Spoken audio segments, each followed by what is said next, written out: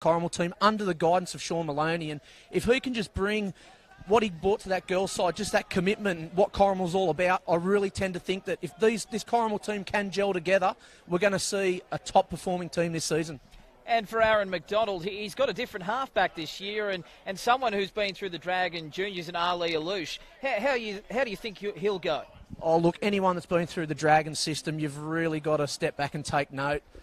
And look, I haven't seen much of this import playing in the number 6, but they're saying there's big raps around the competition on him. So as we hear a bit of a cheer from the Berkeley reserve grade as we go. So you and Mitch Jennings called that Challenge Cup final here chalk and cheese. The conditions, it was raining horizontal. A beautiful night here, about 18, 19 degrees at the moment. A beautiful big crowd in.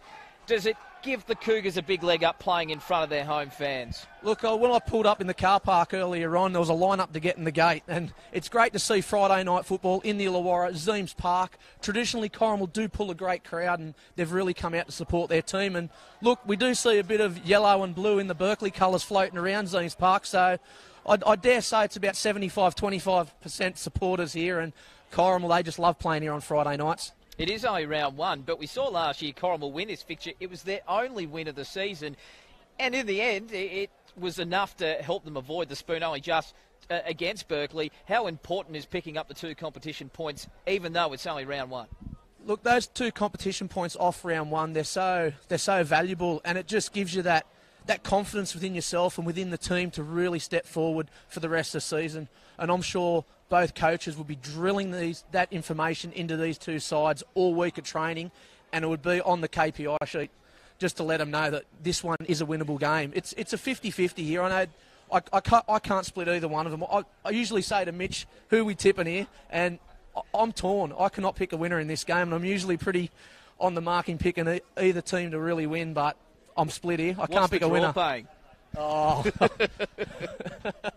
I don't mind a punt, but I'm going to stay out of that one. Yeah, I might be with you on that one. Don't mind a punt, but yeah, I think I'll leave that one alone. The man in the middle with the whistle, Tyron Jordan. What are you expecting from him? Oh, look, we looked in the pre-season about the penalties being blown, and a lot of... And I just got a tap by the referees behind me. No, look, we've seen a lot of penalties blown in the pre-season. We mentioned it through Bar TV's coverage about the penalties we watched in the NRL in the big league that's filtered down into the Illawarra competition. Look, I'm all for it because what they're picking up simple mistakes around the ruck. You teach under 7 players to roll the ball with your feet. These guys, first graders, are getting pinched from that. So if they're not putting their putting their foot to the ball to play the ball, they deserve a penalty blown against them. Yeah, discipline will be king. Friday night football game for 2018. Let's get excited if we have our new Corrimal Cougars outfit.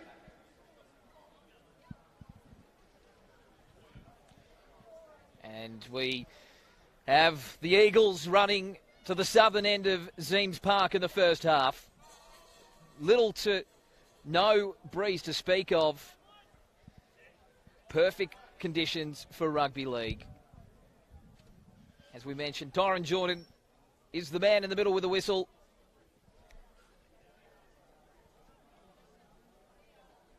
Two sides looking to lift themselves off the foot of the ladder, and the Illawarra Hardman League season is underway.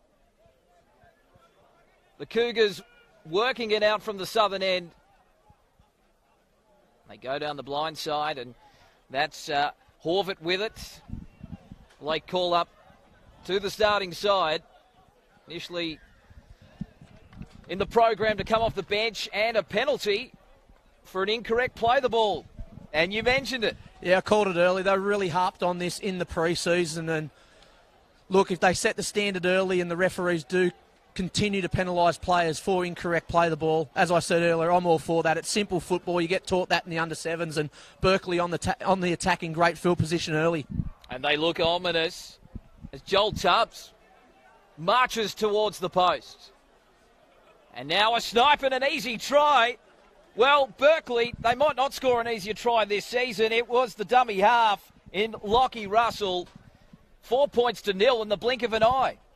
How often do we see in this competition points scored on the back end of a penalty? And a very simple penalty for not playing the ball correctly, and Berkeley really taking advantage early. And look, Lachlan Russell, he's an experienced player. He's played in the half, played a dummy half, and he just seen a very lazy marker in front of him and dived over next to the upright for the first 4-pointer of season 2018. Lachlan Russell, well done. It's a Cardinal sin around that marker area. You really need to be sharp, particularly on the line. And he sees the opportunity, darted to the left of the play the ball, and makes it a nice, easy equation for that import. You talk about Ben White. Looking forward to seeing him tonight in the blue and yellow. But they're ominous signs for the Cougars. Defence was certainly a problem last season. And the opening 2 minutes, well, it was diabolical.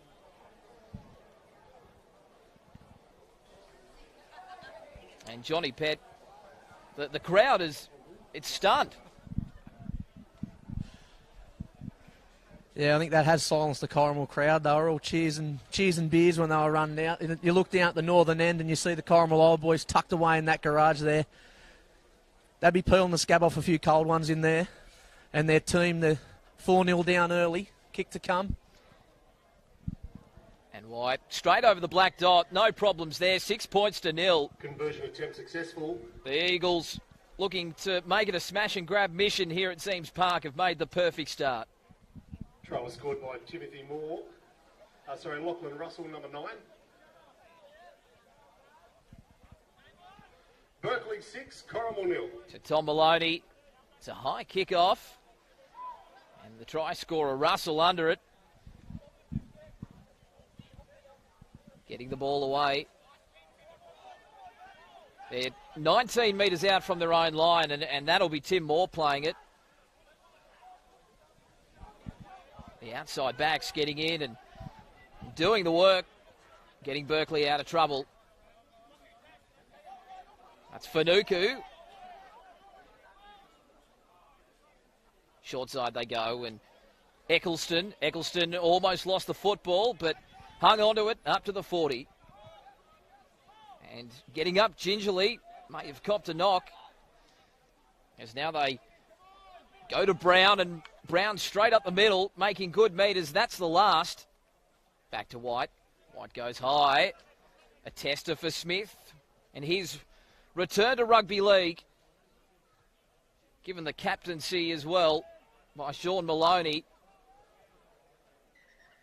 Time off called.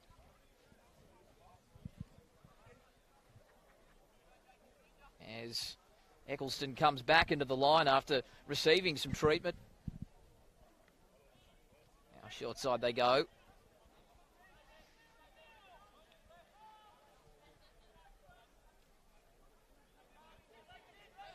A driving tackle, big defence from Berkeley.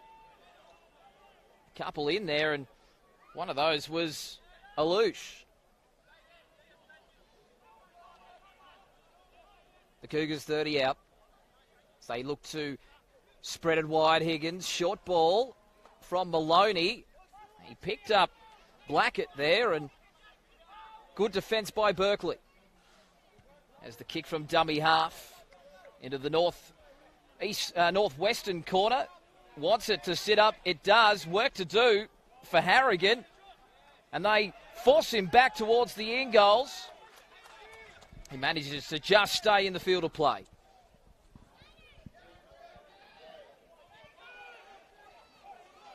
Backs against the wall for the Eagles. Up 6 points to 0.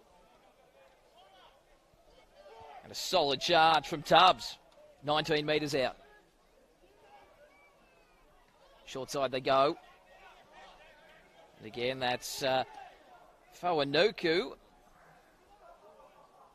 Now White. Out to Alouche, and they spread it wide. They might have found some space as well, but they've coughed the football up. An error there coming in. It looked like Josh Brown, the Cougars junior, I believe, and lining up for Berkeley. So the scrum will packed out. It was good vision there by both the Berkeley halves in Alouche and White. They seen Tonga make that tackle earlier on. He come infield, and he didn't push back out to his wing, and it opened up a bit of space out there for Berkeley. They had the numbers, just a bit of a wayward pass there, and It could have resulted in points again, but the Corrimal defence just shutting down that last pass. First real attacking opportunity for the Cougars. They trail 6 points to 0. Ball back to Maloney. Maloney straightening it, and they go wide. A good pick-up too.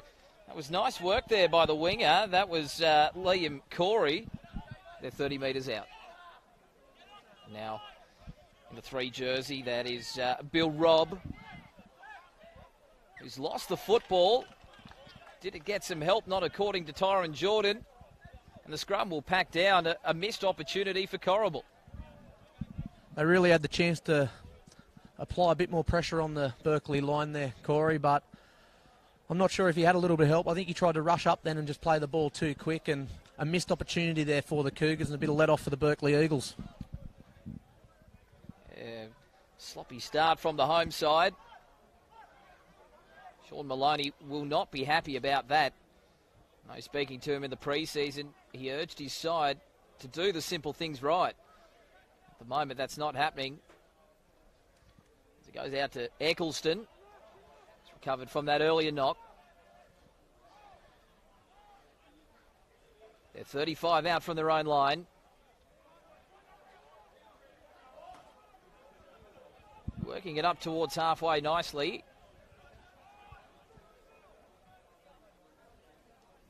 A strong charge. Tim Moore. Now Berkeley with Brown and a penalty. High tackle is the call. They'll go for touch. No thoughts of taking the 2. They want to put the foot on the throat, the Eagles.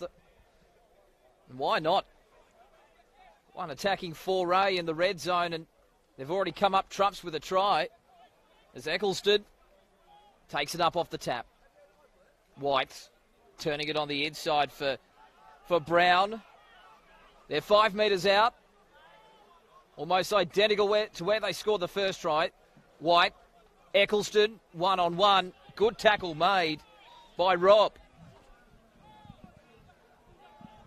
Still tackles up the sleeve for the Eagles. White, first receiver, looking across field, and now they go to Moore.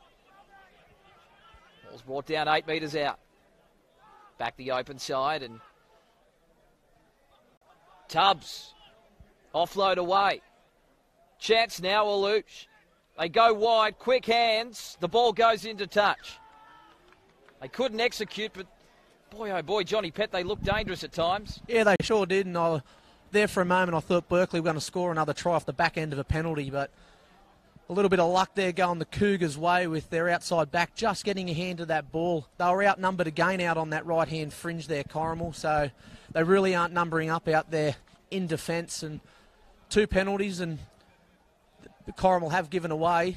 So 2-0 the penalty count early in this game, and Berkeley 10 metres out about to feed the scrum, and I do feel there is points coming off the back here. Must have been touched because they'll get the ball, as you were saying. White turning it on the inside, and Matt Boss goes to ground, another penalty. Well, will they be tempted to take the 2 this time, as the boys are getting a bit fractious? Decision time for Berkeley. Russell has the ball, he takes the tap. They're going for the try. Moore with the ball.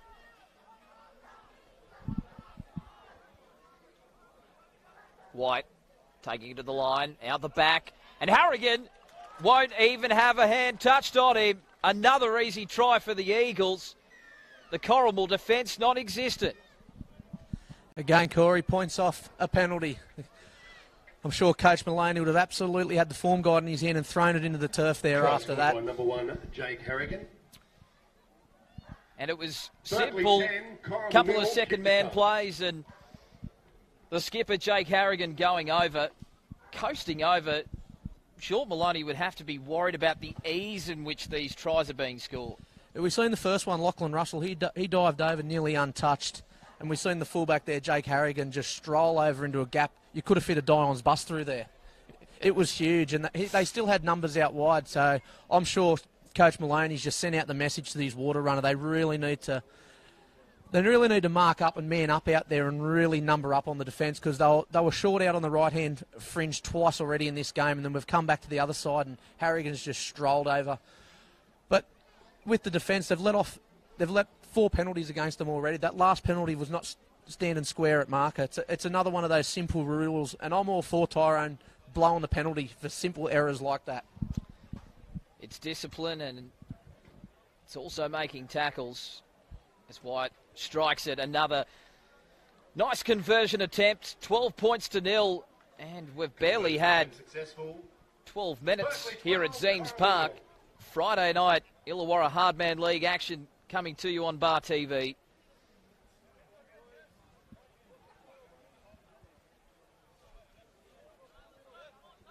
And this normally parochial Corrimal home crowd has been silenced as that kick goes deep, and it'll be Lufau to bring it back.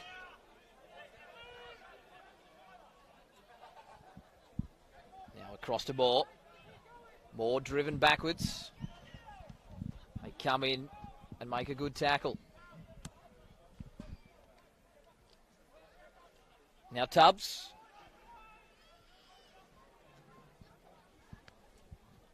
Easy meters. Brown. Centre of the park, the Eagles. They'll go to the boot of White.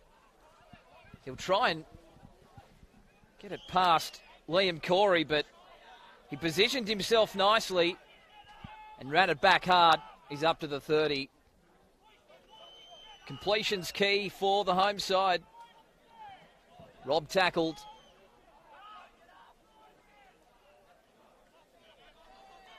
Doherty, the Englishman. Short side.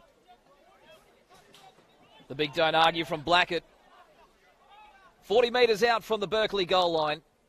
Maloney looking for the touchline, looking to give his side a breather, and he'll find it too, about 10 metres out from the Berkeley goal line. Better set from Corrimal there, Corey. Very smart play there by the halfback in Thomas Maloney, just finding touch there, giving his forwards a bit of a breather. I really like Corrimal when they've got the ball. They look like they've got points in them. It's just their defence.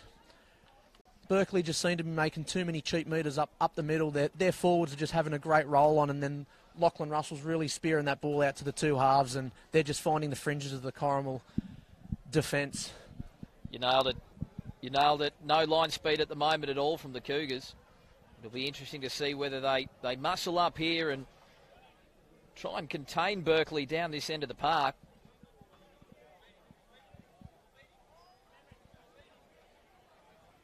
White will feed the scrum.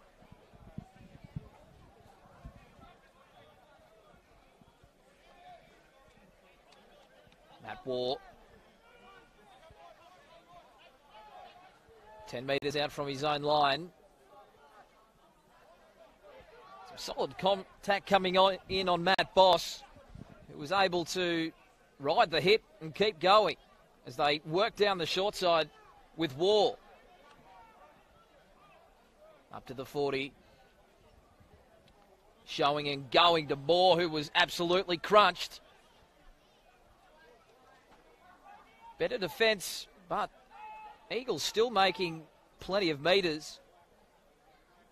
They go the front option to Brown, and Brown goes down with it.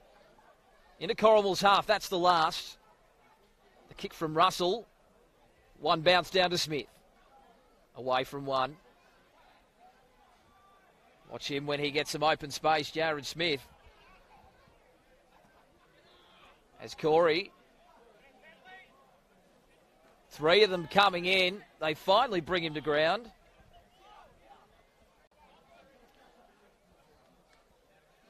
Down the short side they go. A textbook tackle down low. That was nice work by Lufau.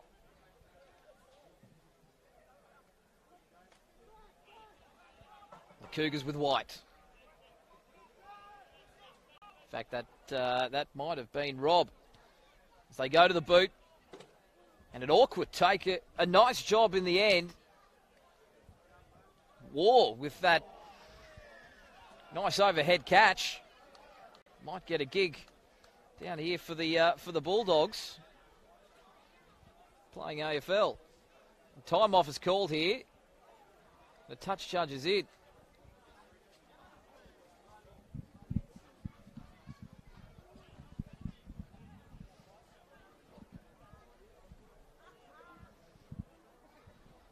I think we'll see Tonga get called out here, Corey. He just went into that tackle and not totally all his fault. I think it was War took the ball back, just sort of got lifted in the tackle there and put him in a bit of an awkward position. Could have resulted in something a lot worse, but I think Tyrone will just have a quick word to him about the tackle. He's a strong, aggressive player, is Tonga. Represented Tonga in the Commonwealth Championships earlier this year.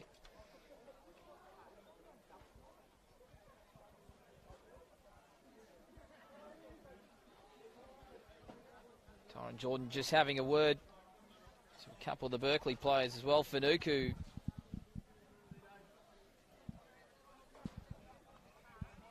And also in their Matt War. They'll get the penalty, the Eagles, already with a 12 points to 0 lead. And they'll march back up the field.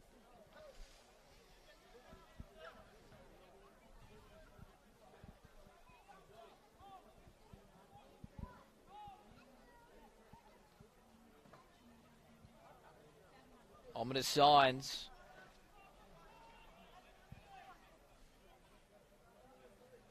Now Brown going short and finding Tubbs. White going to the line.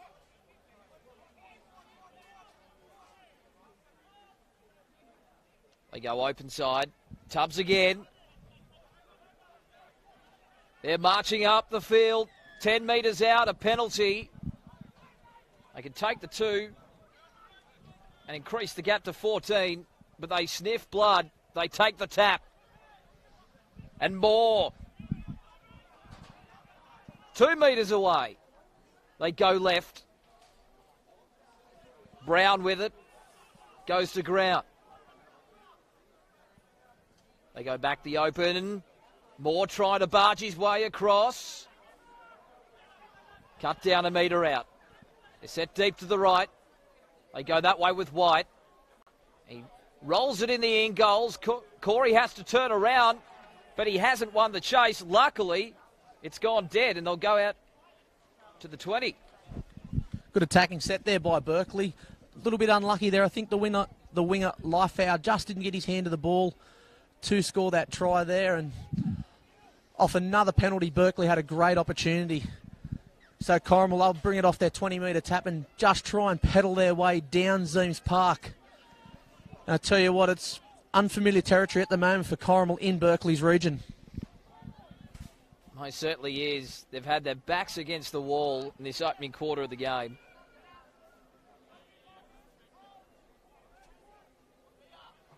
So they hit the short side, and that is Tonga. And earns his side a penalty.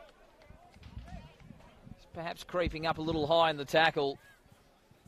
An important piggyback for the Cougars.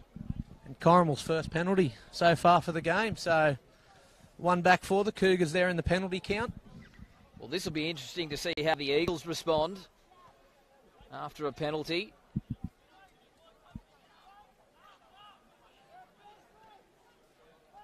The old show and go. Had Tonga wrapping round, but now Maloney, the wraparound. Smith, pinning the ears back, gets a miracle ball away, and they're only 5 metres out. That was Bill Robb. Can the Cougars hit back? Maloney on the inside to Blackett. Blackett tackled 5 metres out. Trying to milk a penalty. Told to play it. Creeping across field, Maloney. And now again Smith. Short ball. Horvath. 8 metres out.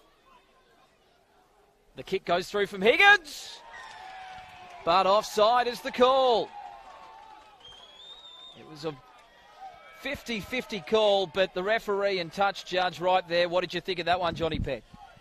Yeah, I really didn't have eyes on the kicker. Then I was looking at the back line that Corrimal had laid out. I thought they had numbers really out wide to the left, but them two halves, they are cheeky in both Maloney and Higgins. They've worked well together in the pre-season, and a little bit unlucky there for Maloney, just a tad in front of Higgins, and it would have been the perfect hit back for the Cougars. And it was a try next to the upright, so it could have potentially taken the game to 12-6. And again, Corrimal come into Berkeley's territory and just can't cross the stripe. The spine looking good there. As you mentioned, Higgins, Maloney and Smith chiming in as well. I really liked that Maloney and Higgins. They really had their back line spread out nicely, and just they had Jared Smith chiming in off the back, and we'll look for him later on in the game, even through the middle of the ruck through these tired forwards, because he can really, he's got a big motor on him, you know. He wouldn't look out of place tomorrow at Kembla Grange because he can really run. And you might be able to give us a winner before the night's out. The tip for tomorrow, as now Berkeley goes straight back up to where they've been parked for a lot of this game. Tubbs will play it. And a penalty again. We talked about it pre-game, about the mandate that the referees have got to take control and instill some discipline in this game. And at the moment, they're not missing a beat. It's all one-way traffic, the penalty count for Berkeley. Corrimal just getting those basic fundamentals wrong there and a little bit lazy round the ruck, resulting in another penalty to the Berkeley Eagles. And on the attack now inside their 30, Corey, and possible points again on offer here for Berkeley. Yes, they've gone to the bench now. That's Westman with the football for the Eagles. Brought down 10 metres out. So they head to the left, and one out play to Moore. And he's lost the football. Now a chance for Tonga Tongo. As he says, get out of my road to a couple. Tackle 15 metres out from his own line. So the Cougars survive that onslaught. So they work it down the short side. That'll be Bill Robb to play it.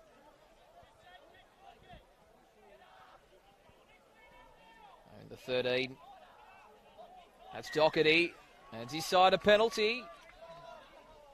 Too slow to get up there on that occasion. It was wide in there, and also having a look, it was Westman as well. It's yours, Corey.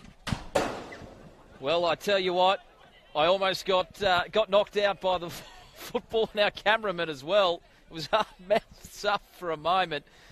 The important thing is Maloney finds touch and the Cougars are on the attack. Robb with the football.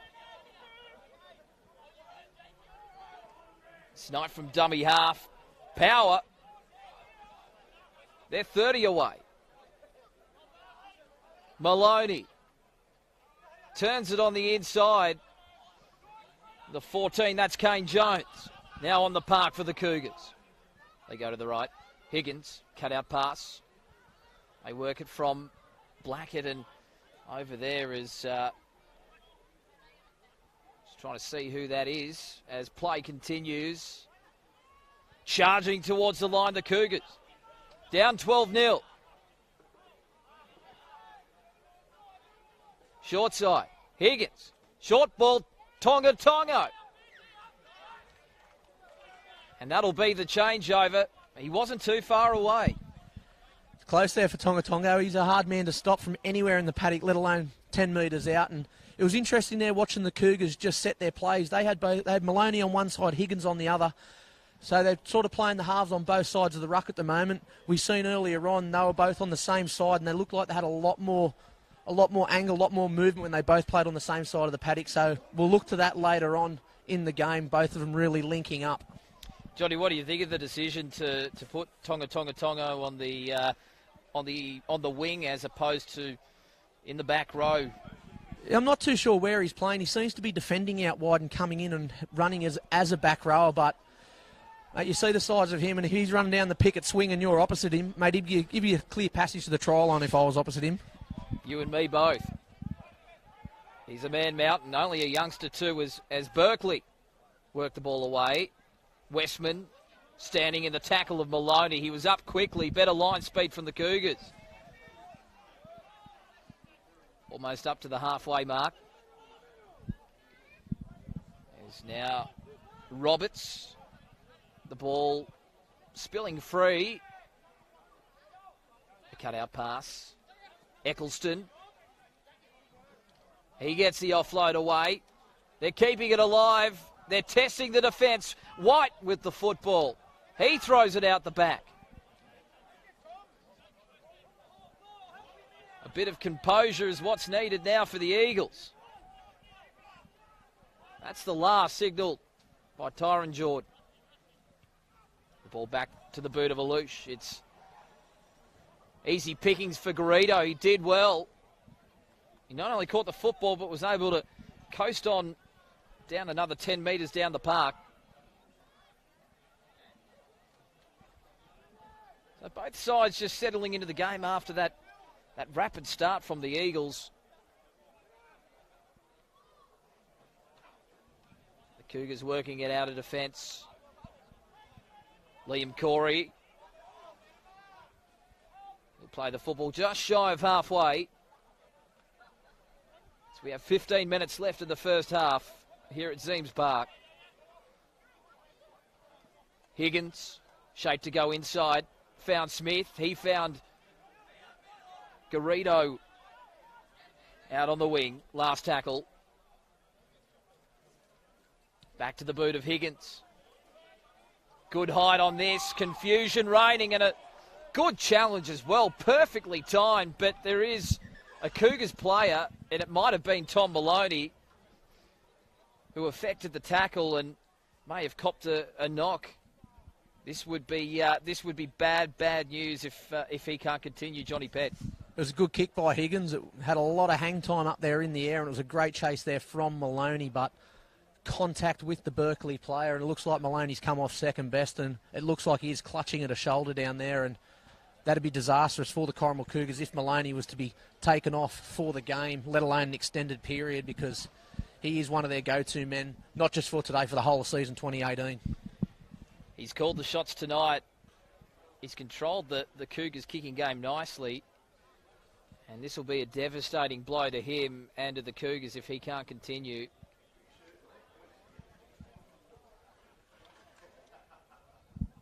They're just getting some attention. It's a little hard to pinpoint at the moment whether it is the shoulder, whether it's the leg. Either way, he's in a spot of bother. Looks like we got the stretcher coming out, Corey, so that's not good news. And just when I felt Corrimal in the last 10 minutes, they were starting to get the upper hand of Berkeley. As you said, Berkeley come out like a shotgun out of the barrel that first 10 minutes, laying on two very quick tries. And Corrimal just slowly edging their way. And the further this game keeps going on, the better Corrimal have been looking. Well, what do they do now in terms of just altering their lineup? Higgins obviously becomes the chief playmaker. Do they move Smith into the halves? Yeah, definitely Jared Smith. He'd have to come up and play in the halves. He will not look out of place there. He's got a fantastic ball, and he'd be more of a running sort of half as well, which I think would really help the Corrimal attack. I really feel if Corrimal can just, their two halves really take it to the line a little bit more, create a little bit more room for their outside backs. We've seen them in the pre-season. They have got points in them. It's just a matter of them holding onto the ball. Berkeley, they'll be enjoying this little bit of a break because they were under siege, as you mentioned, and now they can just refocus and try and not only maintain this 12-0 lead, but build on it. Beautiful night, as we mentioned, here at Zeems Park. A very good crowd in. Standing room only on the grandstand side. A few more seats, as you can see, on the hill, but too far away from the bar over at the hill. Not wrong. That could be a hint to the Corrimal committee to put an esky bar over there. I wouldn't say no. We might go call the game over there. But great to have rugby league back. It's been a long pre-season, and nice to open the season under Friday night lights. And We did so last year with these two sides, and it was a Corrimal win, 32 points to 10. Berkeley got revenge back in round 8, I believe it was, when they won 28-24 over at Berkeley. It's good to see a little bit of rivalry between these two sides. You know, you talk about the Illawarra League and predominantly you talk about the big hitters. You talk about your Collegians, your Dapto. But it's the sides like your Helensburgh, your Corrimal, your Berkeley, that your local football. You know, your Corrimal, they draw a crowd each week. They've got great supporters. Berkeley, they've got great supporters. They've got juniors coming through, same as Corrimal. And it's good for the kids. You look around here and there's kids in their Corrimal shirts, and it's good to see a first grade side. You know, local juniors, local football, Friday night footy in the Illawarra. And we're going to back up tomorrow at Gibson Park, Thurrool, take on Western Suburbs. Yeah. And then we've got Collies and Helensburgh tomorrow, which should be an absolute cracker of a game as well. Collies, last year's premiers, looking to go back-to-back. Couple of key signings this year for Collies. They've got a massive forward pack. I've seen them in the pre-season cup, and there's a couple of guys out there, they look like Coke machines with legs. They were huge.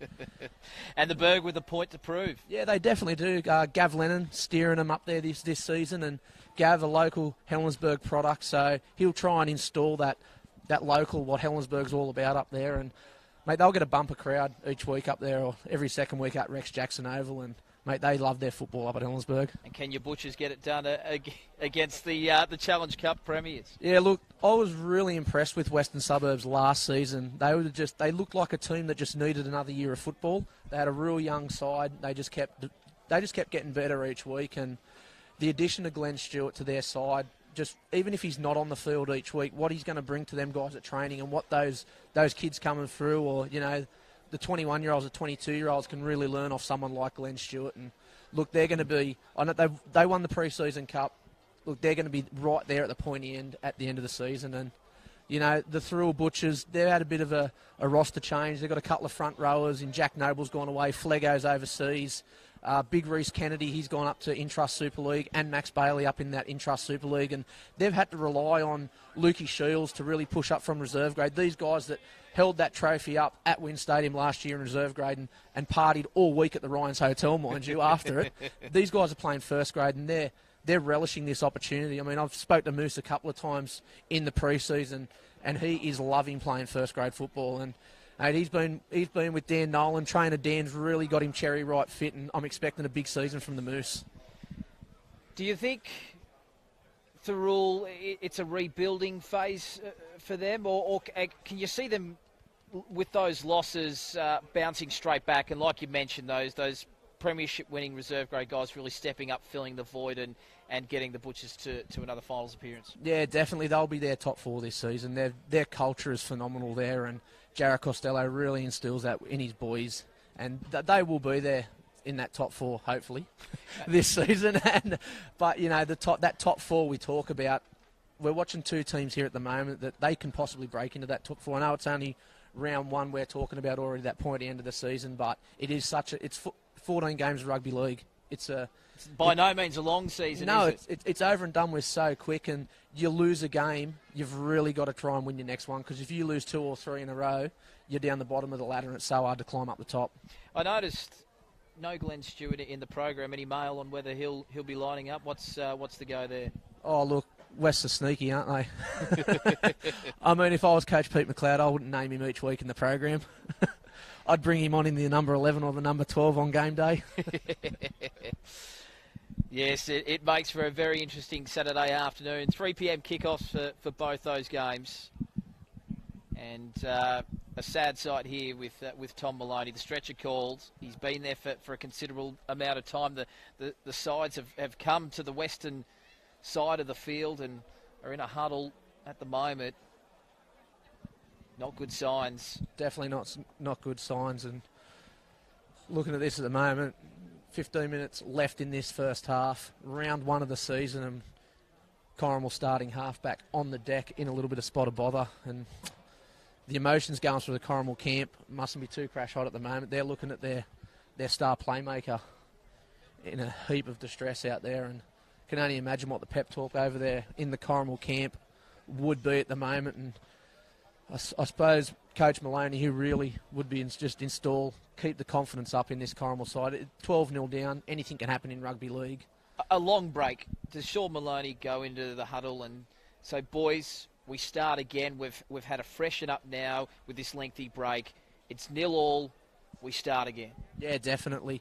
Look, the two quick tries that Berkeley laid on there early in the first half, it looked like Corrimal had restarted the game in the last 15 minutes of rugby league here. So, as I said before, I think they had the tail up and the wind behind them, and they looked like they were going to score a couple of points if they could hold on to the ball. So, I know they're about to lose their star halfback here, but let's just hope they can band together and really hit back and fight back to this Berkeley side. But to Berkeley's credit, they laid on them 2 early tries, and they're making some great metres up the middle, and Lockie Russell out of dummy half. He's been enormous so far. He's an experienced head out there, really just punching his forwards through that line. He's finding great metres through the middle and just laying on for his outside backs. And I've been super impressed. I haven't get to seen the import halfback that everyone's talking about in the Illawarra League. Berkeley's, he's the main signing for the season, and he's just playing good football out there. For the Eagles, how do they approach things? Do they continue the same mindset? I've seen a couple of times now they've turned down what would be easy 2 points from a penalty goal. Do they put the foot on the throat now they know that Corrimal's chief playmaker's gone, or do they proceed with a bit of caution? Do they maybe try and defend their lead a little? How do you see them attacking this now? Look, any team that I feel that doesn't take 2 points off must be full of confidence. Like, if you've got 2 points on offer, no matter if you're 10 points in front, 2 points in front, your team must be super confident in being able to score 4 points. And we've just heard that the ambulance has been called for Tom Maloney. Just such a shame. We talked about how well he started this game. They were down 12-0. They clearly needed a break. He found the touchline. He had that composure, didn't he? Yeah, definitely. He's got such a finesse kicking game as well. We noticed it in the pre-season cup. He really he controlled that kicking game, and just for him to find that touchline, give his forwards that little bit of break that they needed. It's smart football from such a young head. Sean Maloney, you'd have to think he's very distracted. That's his son out there, potentially looking at a season-ending very serious knee injury or an ankle injury. We're not 100% sure on what he may have done, but it's got to distract him, doesn't it? Oh, definitely. You'd be distracted, let alone it's just one of your players, let alone your son. So emotions are flowing through the Corrimal Cougars camp at the moment. And it's going to be hard to bounce back from here, but I'm sure that Coach Maloney will just be saying, we've got this star halfback down. We've got our number 7. We've really got to band together and finish this game with 16 men, but really stick together for these remaining minutes of the game. Has anyone else really stood out to you as far as the Cougars are concerned? Oh, Jared Smith. He's been enormous. Just we spoke about it before the game, Corey. Just his positional play in defence when the opposition kick it down to him. He just seems to be in that right spot every time. You watch him he just glides over the paddock. He just somehow, there's like a magnet to his chest for that ball. It just seems to find him. And just him chiming in off the back of Higgins and Maloney, them through the spine, I just feel the more time that they do spend together, they're just going to keep getting better and better. While they haven't been able to penetrate the Berkeley defence as yet, one thing I have noticed, which has been good to see when they have been running those block plays, that the likes of Jared Smith and the Blake Higgins, they're straightening the play up. They're not taking the space of their outside men. No, definitely. It was when they both got on the same side of the ruck earlier on, when they did spread it out wide, they both got the ball in hand and really straightened up before they went sideways. And it just gave Jared Smith so much more room out in that backline lane and onto his winger. Well, we're just getting news up to the box. It's a broken leg for Tom Maloney. That's just a horrible, cruel blow in the opening round. Well, let alone any round, but to do it in the opening game of the season, you'd have to think that's curtains for 2018 for Tom Maloney. Yeah, and what a shame. He had 2018 was so looking up for Tom Maloney. He had that number 7 on his back. He had a great pre-season, and he was looking sharp with the ball, and a broken leg, that's hard to come back. Any age of a rugby league player, it's hard to come back from that, and sad news through the Corrimal Cougars camp at the present moment. So we've been focusing a little bit on Corrimal, but Berkeley up 12 points to 0. You mentioned before the game you're really looking forward to seeing Ben White, the star recruit, the Pommy. Has he lived up to the expectation thus far? It's only early days. Yeah, look, I think he really controlled the game for the Berkeley Eagles earlier on, and it must just show the confidence that this team's got in him and in their halves not to take those 2 points, as we talked about earlier on. As we said, you had 3 chances of a gift 2 points, and they turned it down to really look at their playmakers to really steer them in the right direction. You mentioned the work of Lockie Russell out of dummy half, and he's really getting his team on the front foot. We talk about the forwards. Tim Moore, Joel Tubbs done a lot of work. Josh Brown at lock. They've been very good, haven't they? Yeah, Tim Moore's been super busy. I think in one of the sets earlier on, he had 2 hit-ups and made about 10 metres on each of those hit-ups, and he just laid that foundation, that platform for the Berkeley halves to really put points on. And look, they're going super up the middle, the Berkeley forward pack. Fanuku just on the fringe there. He just looks super dangerous. Him and Lifeout on that right edge have been making metres. Do they move in someone like a Tonga Tonga into the middle? He has that aggression, he has that power, he has that strength. Do they need someone like that to spark the middle and really actually start laying some effective tackles? Yeah, look, I think that the next Berkeley player to take a hit up, they really need someone to come out and give him a whack just to get that confidence up and really spark the enthusiasm back into this Corrimal Cougars side. If you see one area in the Berkeley game that Corrimal might be able to exploit from what you've seen in the opening 25 minutes, what would it be? Berkeley's line speed was a little bit off earlier on, but yeah, they're playing good football, Berkeley. It's just I think they took their foot off the accelerator a little bit after they scored those quick 12 points, and which allowed Corrimal to just come back into the game. They haven't come back into the game on the scoreboard, Corrimal, but they've come back into the game as in earning field position down the field.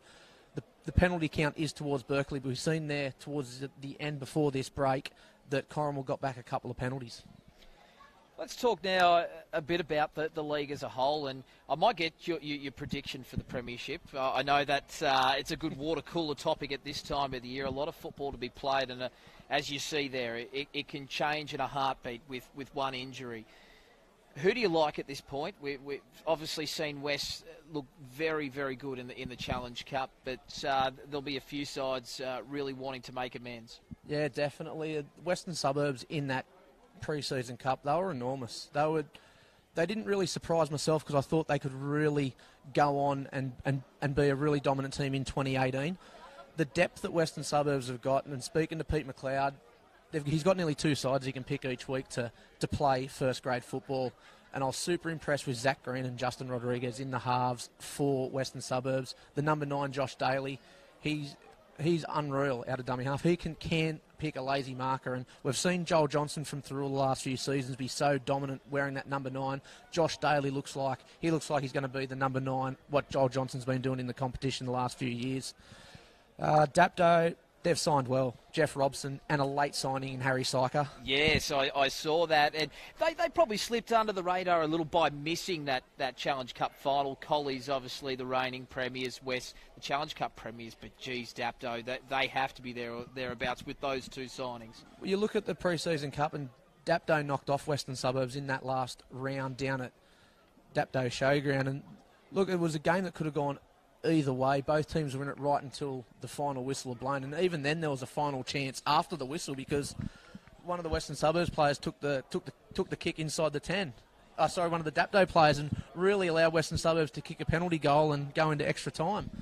But just that 6 and 7 of Dapto now with Jeff Robson and Harry Syker. You had Keith Delia go in and play number 6 in that pre-season. Look, I think he's a better 3 than what he is a number 6, and it just allows Lalia to go and play his natural game. And it gives them strike out wide, doesn't it? It gives you strike in 6 and 7. 2 ex-NRL halves playing in the Illawarra Rugby League competition. Like, how good is that for the league? And I seen on social media the other week that the Dapto Canaries down at Dapto Showground, they had a training day with their Dapto juniors. And it looked unreal. You know, you got these guys like Jeff Robson, Mick Henderson, Harry Syker, all ex-NRL players, and you got the juniors sitting there kicking a football with them. You know, these kids have probably had posters on the wall of these ex-NRL stars. They were, or they're still stars. And that's what clubs need to do. They need to inspire the the juniors to stick around and to play senior football. And we probably don't see enough of it, across the board, across the different leagues, across country New South Wales. But that's great to see Dapto were doing that. Yeah, definitely. And just touch on that Dapto and West game in the pre-season.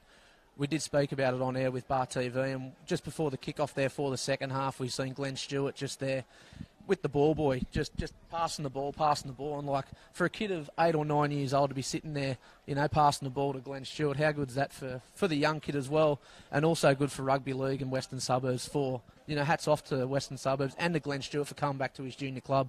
100%.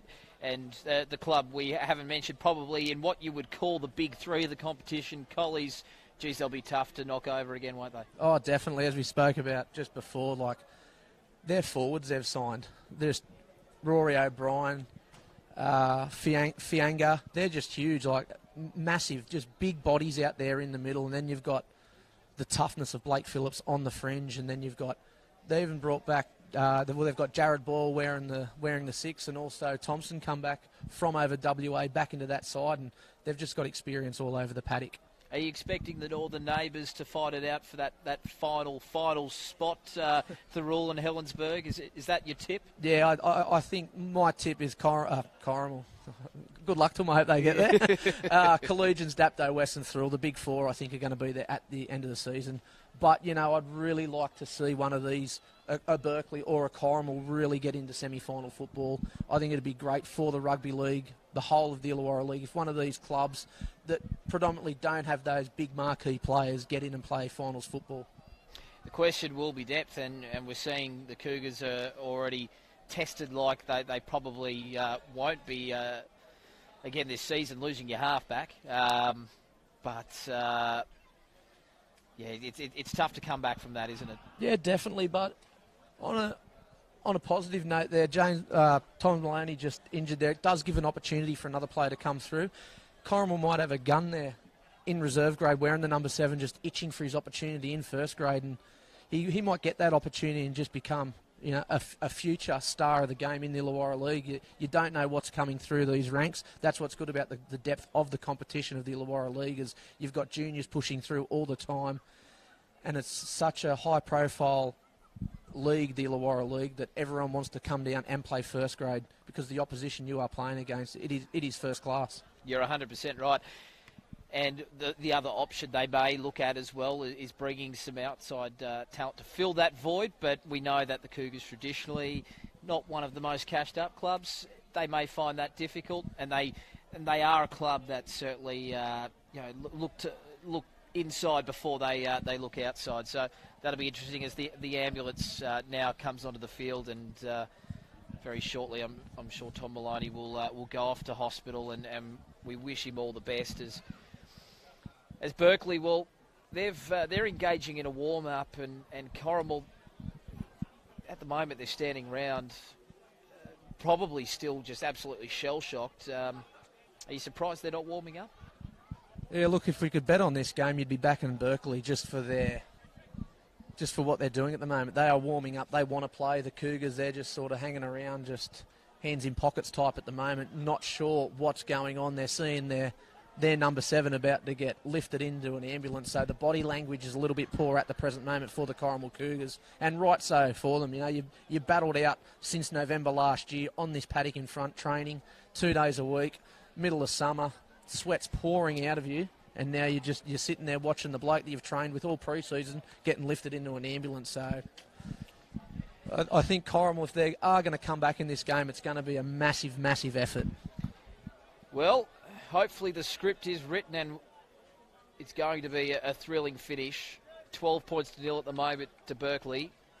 We mentioned just after Tom Maloney got injured that we felt Corrimal was slowly gaining the upper hand, as now they finally get the balls through the hands and going through a bit of a warm-up. I wouldn't imagine we're too far away from starting up the second half. It's going to be a late one tonight. I know there's a lot of kids around. School holidays. Yeah, that's right.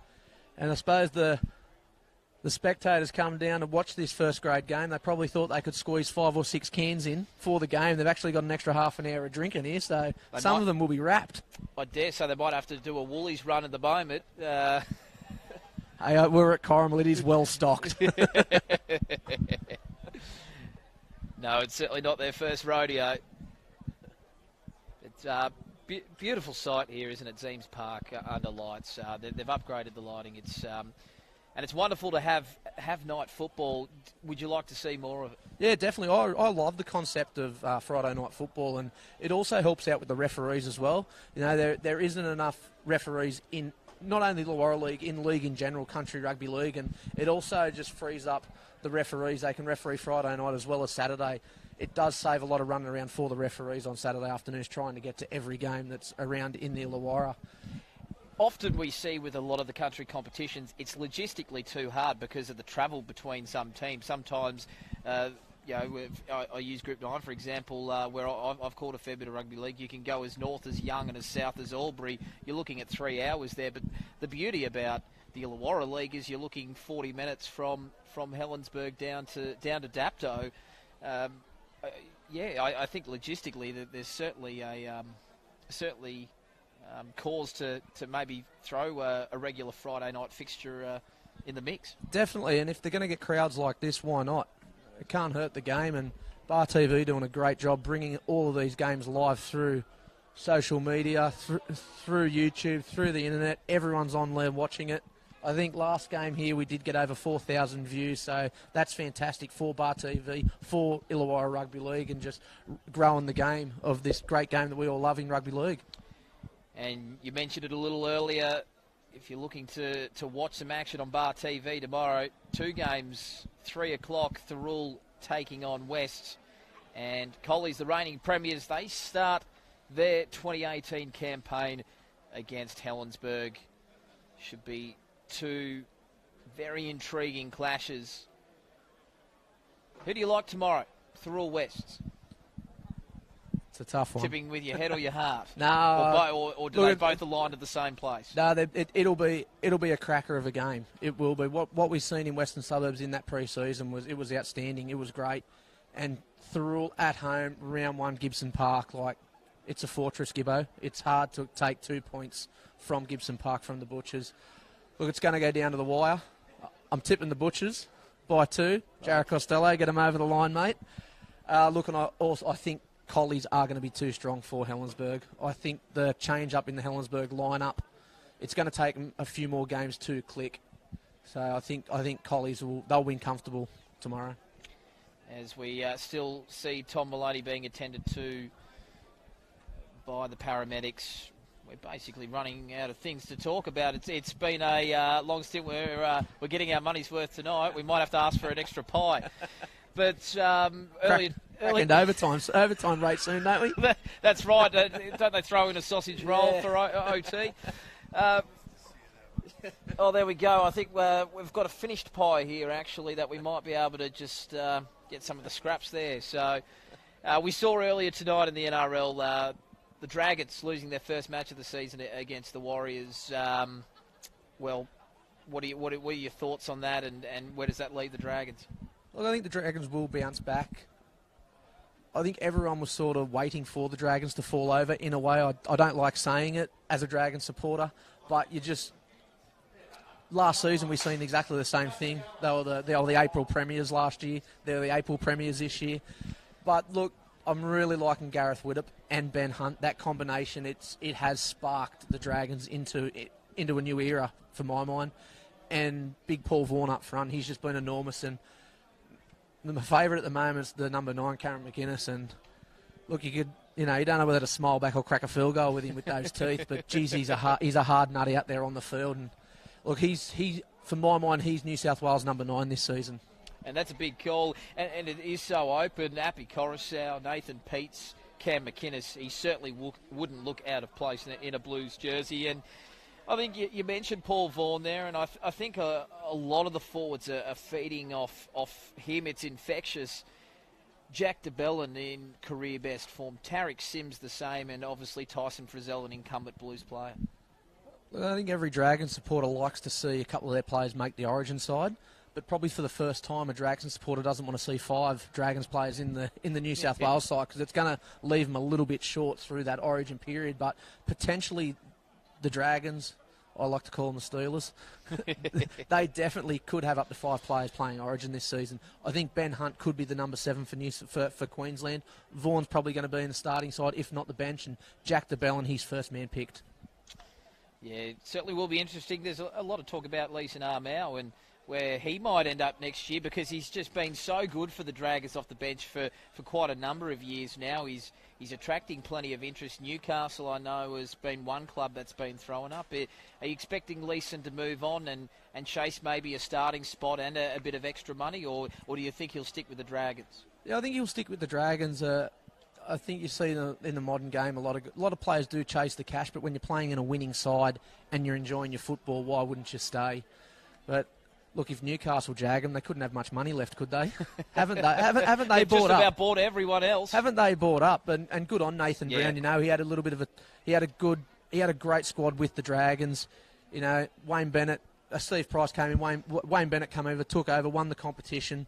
You know, Brownie did lay a little bit of that foundation for Wayne Bennett to really win that competition later on down the track. And Brownie had a lot of success over in England, and to come back to the NRL and sort of bring Newcastle out of the trenches and really turn around. And we see the crowds up there at the moment at Newcastle. Incredible support. It's isn't unbelievable. And I seen something on social media the other week with Mitchell Pearce. It was a joke about him playing for the Roosters, and there was no one in the crowd behind him. And then a picture of him at Newcastle and a full house. Full Like, house. yeah, and the caption said, "How's it like playing in front of a crowd, Mitchell?" Yeah. Like, how good's that? Yeah, a whole career of playing, like you said, for probably less than,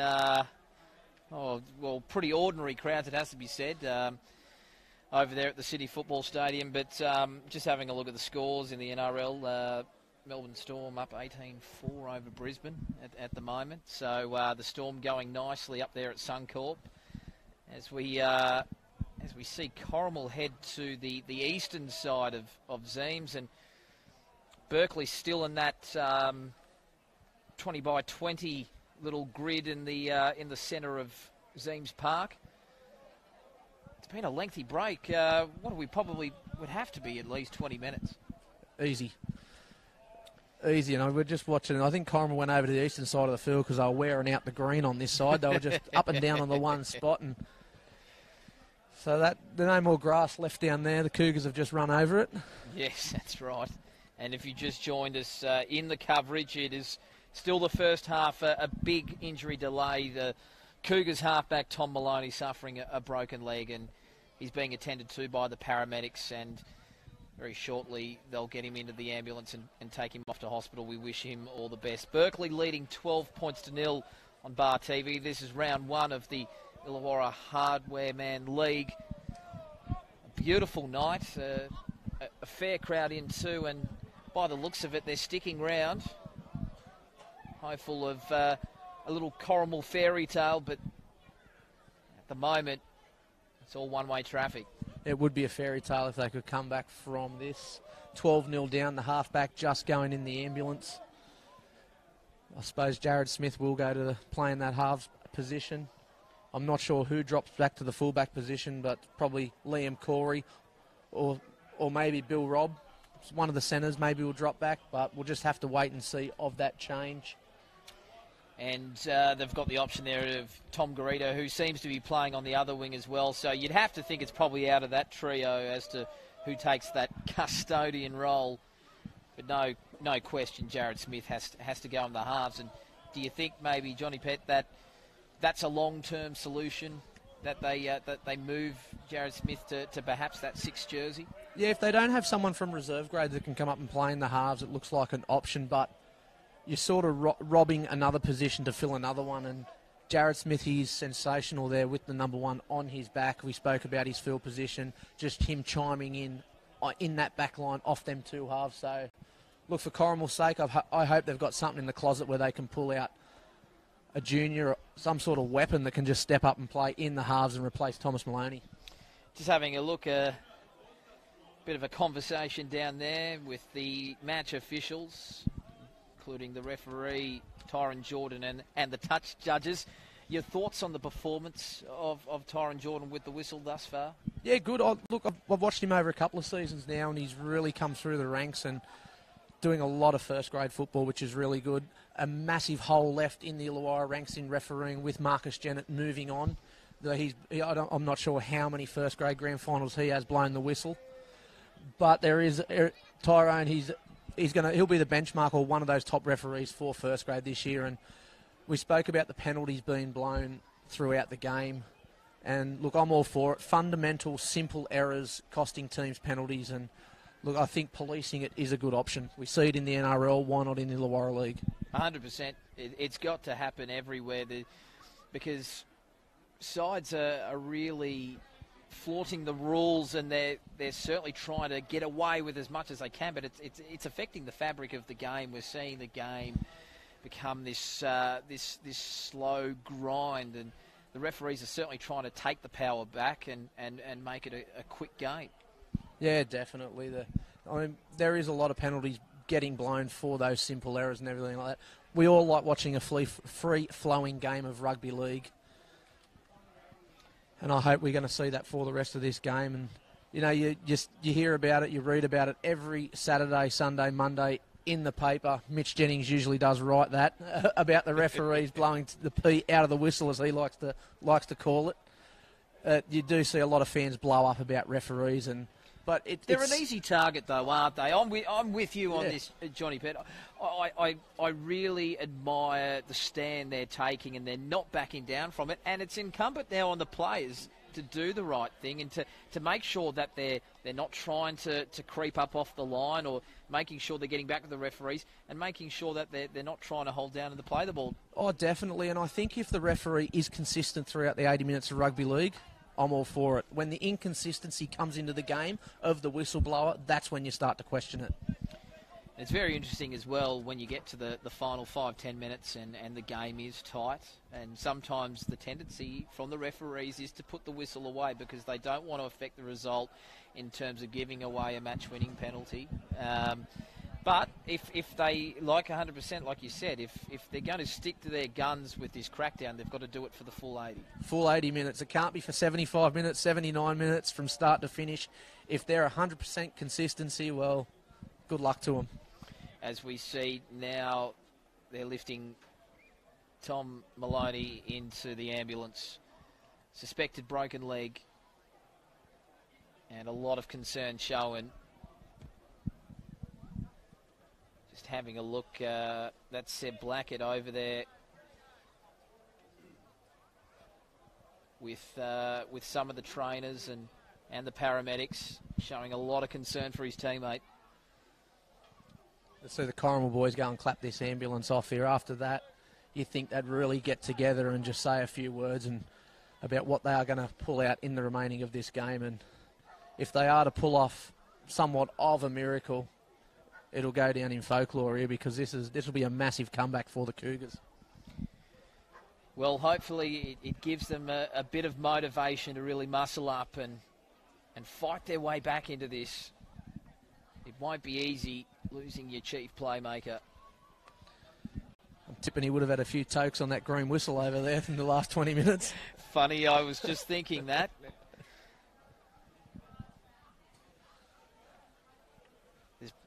Well, if they do run out of beer, there's probably a few Corrimal fans that wouldn't mind a go on the green whistle.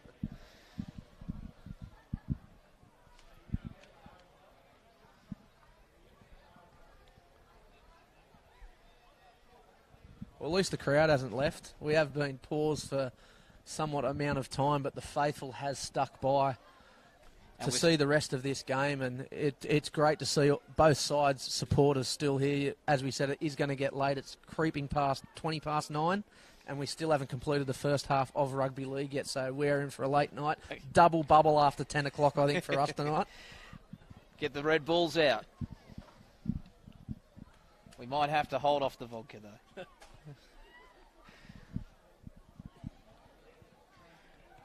And we see some juniors as well kicking the footy down there. Great to see so many kids out tonight.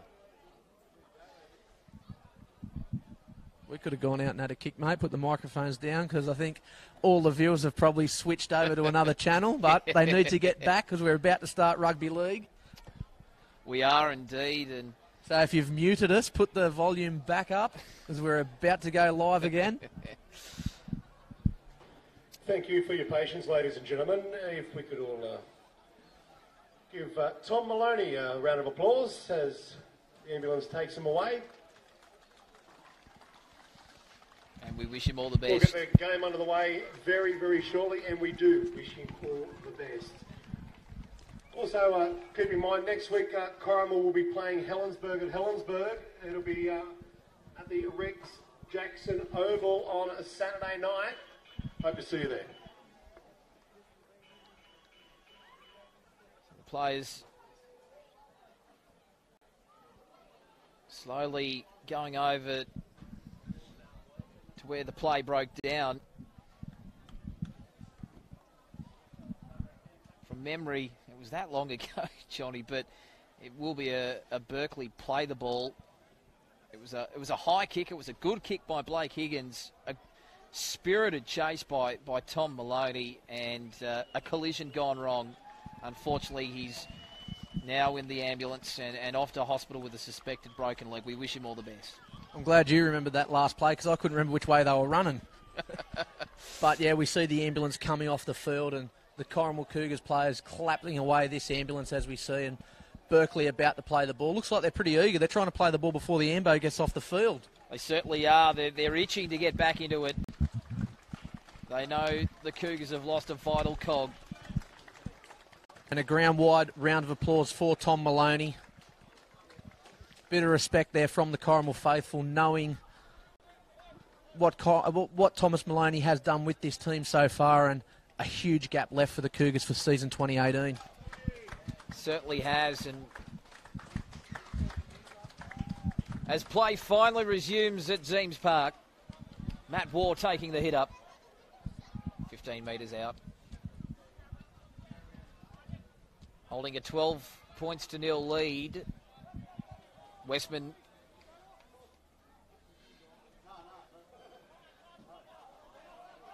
Roberts, and now they spin the ball out to Eccleston.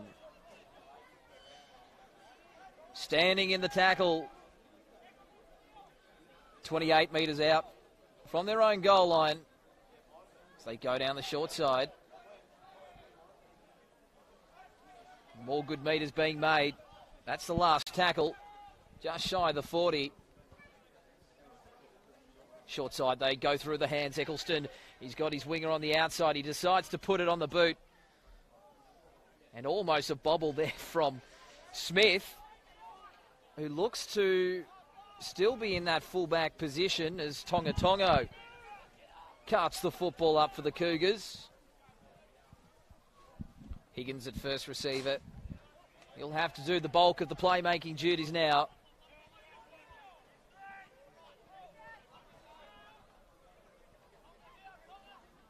Tonga Tongo, and he loses the football. An error from the Cougars. And with 13 minutes left, the Eagles with another good attacking opportunity. Not what the Cougars would have wanted to restart this game, Corey, and a little bit of heads go down there. Tonga Tongo just coming up and spilling that ball then. It gives Berkeley possession inside the Cougars half with 12 minutes to go, and if Corrimal were really going to hit back in this game and the loss of Thomas Maloney, they really have to hold on to that ball and march their way down the field. Almost a knock on there at the base of the scrum. I think that was Russell, and they're going to rule it came off the foot as Matt Waugh plays the football. They go open side, and that's Matt Roberts. Put on his back by the Corrimal defence in the middle. They head to the left. Alouche. Now Boss trying to squirm out of a tackle. They're 22 metres out. Alouche. Inside to Roberts. Into the red zone of the Cougars. trying to extend this lead a loose. They go wide. Harrigan, quick hands. Eccleston. Almost through again. A metre out. Last tackle. White, dummies. Puts it on the boot. And good work by the Cougars. And they'll get the penalty. It was a good mop up there from Corrimal. A really cheeky little kick there from Ben White into the in goal. And Corrimal coming up with a penalty. And a great touch finder there from Higgins. And we'll see Higgins predominantly, he'll do all the kicking now for Corrimal. We talked about Jared Smith potentially going into the halves. He stayed back at fullback there for the kickoff, so look for a change up in that halves for Corrimal. As Bill Robb takes it forward for Corrimal. Higgins. And a strong charge by Doherty.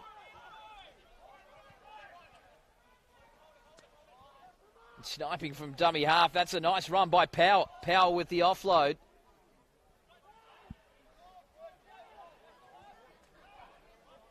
And the Cougars on the charge. Marinovic. Higgins. Out the back, Smith. Well read. That was a good tackle. They were all offside. Good to see some consistency. Big opportunity here for Corrimal on the back end of two penalties. They've marched their way inside Berkeley's 20-metre zone. So a fresh set of 6 tackles here, 20 metres inside, away from the try line. Have to say, the best passage of play the Cougars have had for the match. And now they're right on the tap with Tonga. He's only 2 metres away.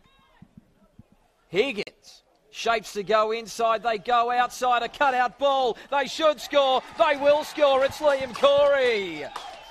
The Cougars hit back after losing Tom Maloney. It's 12 points to 4 with 9.5 minutes left in the first half. What a ball from James Horvath. An absolute cracker of a ball to put it on the chest of Billy Robb. And it was a cracker. It was a great cutout ball. And they had great shape there in that passage of play. And they look like a side then that could have points in them for the rest of the game here, Corey. And a great hit back for the Cougars. Certainly is just what the doctor ordered. An important conversion coming up here as well. They're down by 8. This will bring them within a converted try. With 9 minutes left in this first half. Well, Berkeley, they look a bit shell-shocked.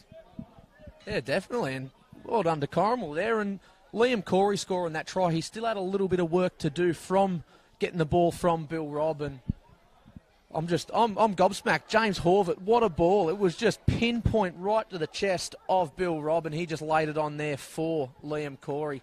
And if Corrimal can continue with that passage of play, it looks like it's lifted their spirits. And 8.5 minutes to go till half time. And if Higgins can crack this one between the uprights, how good would that be for the Cougars to come back 12 points to 6? Well, we wouldn't have expected it. Higgins, 20 metres out on the eastern touchline. He strikes it, but can't bring it round enough. And the score remains 12 points to 4. 8 minutes left in the first half. If you've just joined Berkeley us, 12, Corrimal 4.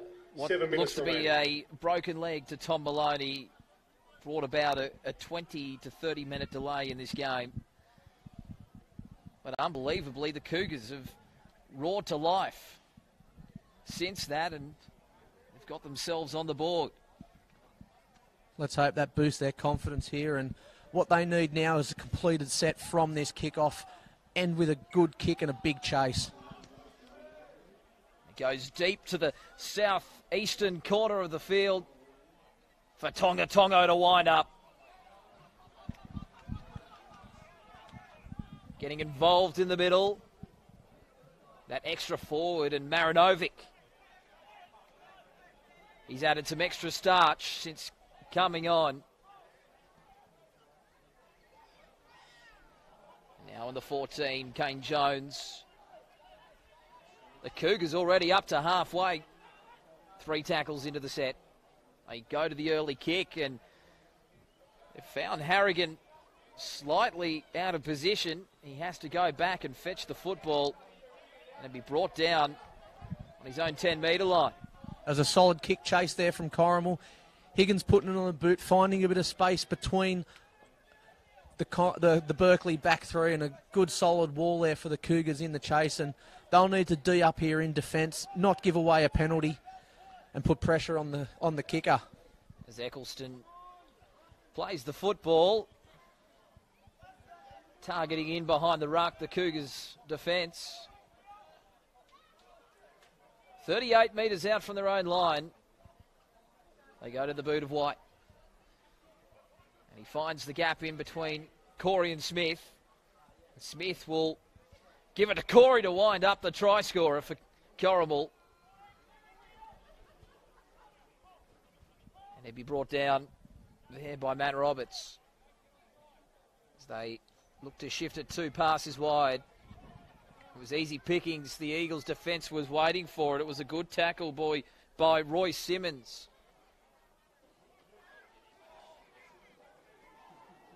Now the Eagles turn to muscle up. Tonga.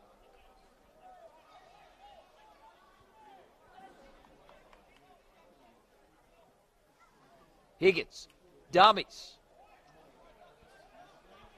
Tried to slice them open.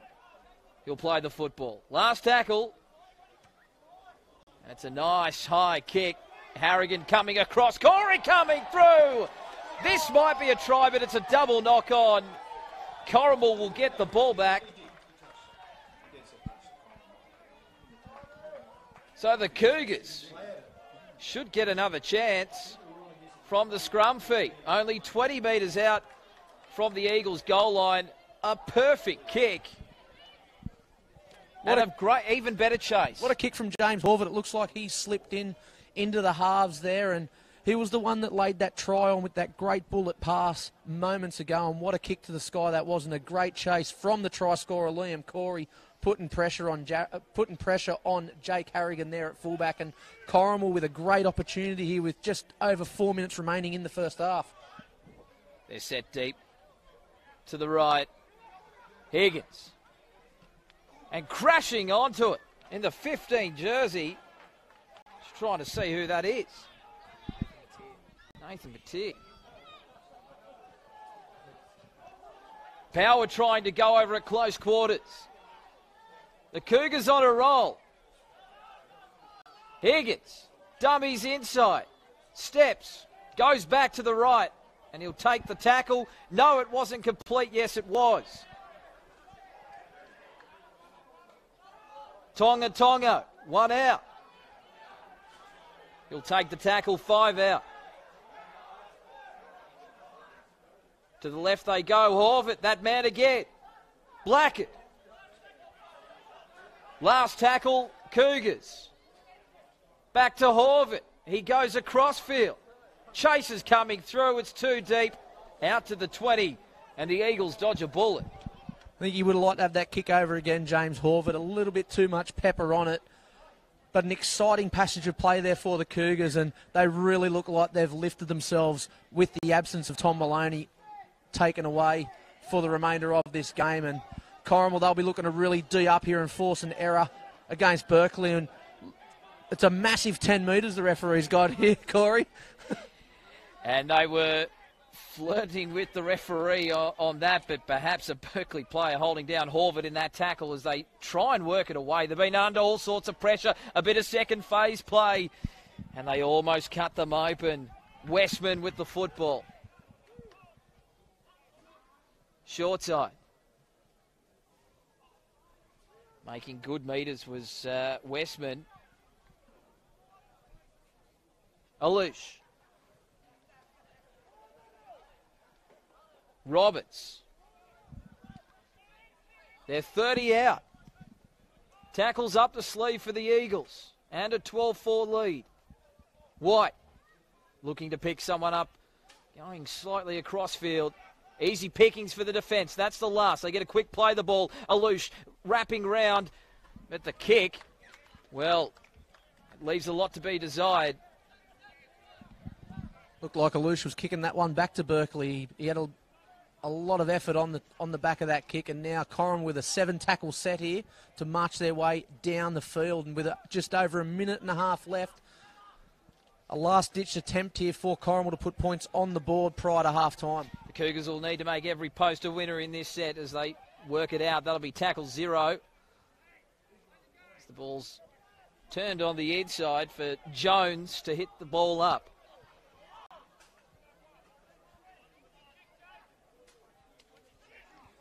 And almost going through there in the 3-jersey Bill Robb. As they work to the near side, they've coughed up the football. Now a final chance for the Eagles on the counter. They'll play the ball on halfway through Liefau. And now an error from the Eagles. That'll just about do us for half-time. Maybe 2, maybe 3 plays for the Cougars. Yeah, the Cougars, they'll want to quickly pack this scrum. Just over halfway in Berkeley territory. The clock is ticking away here, so waiting on referee Tyrone Jordan to blow it to pause time. But there's no halfback there at the base of the scrum, so we can't call it just yet. As we tick down, 30 seconds left. One last chance for the Cougars. They trail 12 points to 4. I'm getting tongue-tied. Done a lot of talking tonight as they go the kick on the first. Higgins, well, no one was chasing it. They weren't on the same wavelength. And the Eagles can just cart it back up. Maybe they sense a chance. But that should bring us to half-time. There's the siren. They'll get one more play. But war will be wrapped up. And that will see us through to the break. Not before handbags at 10 paces as the boys get a little restless here. A bit of push and shove. And a bit of feeling finally into this contest. Time off called. May not be the end of the section yet, or is it?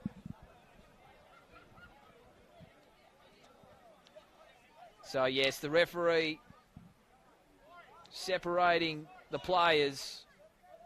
All of a sudden, Johnny Pett, we're seeing a bit of passion, a bit of fire and brimstone. They've switched on. The half-time siren's gone and they still want to battle. It's not as if the half was long enough. They want to keep going. Good to see a bit of passion in it anyways. I don't see there's nothing wrong with a bit of push and shove. I think the referees would disagree with that, but it shows there is still emotion in this game, a bit of feeling, and that will to win. They want to just work for every inch of this field. Well, it may not be the half-time whistle just yet. We're seeing players called out here. What are your thoughts? Just get them to get in the sheds, or do you think it's a bit overkill? Yeah, boys, blow the whistle, get in the sheds. We'll come back out in the second half. We all want to go to bed tonight. But we've spoken about the referees being consistent. We've spoken about if penalties are to be called, and look, he's been consistent since the kickoff, so as long as he sticks to it, that's what we spoke about in that delay earlier on about consistency with the referees. Looks like Fanuku out there having a chat. I dare say Jared Smith will be out for a similar chat in a couple of moments. Yep, just telling the boys to cool the jets, play football. But boy, it sets it up for a fiery last 40 minutes. Tonga just going out for a quick chat as well. Little surprised to see Tonga in the thick of the action. Definitely. I was watching him down when they were marching down into Berkeley territory before, and he got the ball, and I thought there's no way he's going to pass. He's only got one way in his game, and that's head down, bum up, and straight to the try line. And it may just be what Corrimal needs, given the night they've had to date. But they've got themselves on the scoreboard with a late try before half-time. 12 points to 4.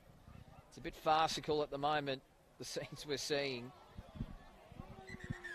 And we just had the call, Corey. There's only going to be a 5-minute half-time just to the delay of the game so far. So good news in a way. Exciting first half Yes, of 2018, ladies and gentlemen. I dare say the players have got plenty of legs. Keep in mind, we will only have a 5-minute half time. Just a 5-minute half time break. And we'll get straight back into second half action. What are the coaches going to say to their respective teams here, Corey? What's Coach Maloney say to his men after what we've witnessed here in that first half of rugby league? Keeping the grind. When they came back from that break, that's what they did so well, is they just kept grinding away. They kept marching up the field. They really muscled up in defence and really shocked Berkeley.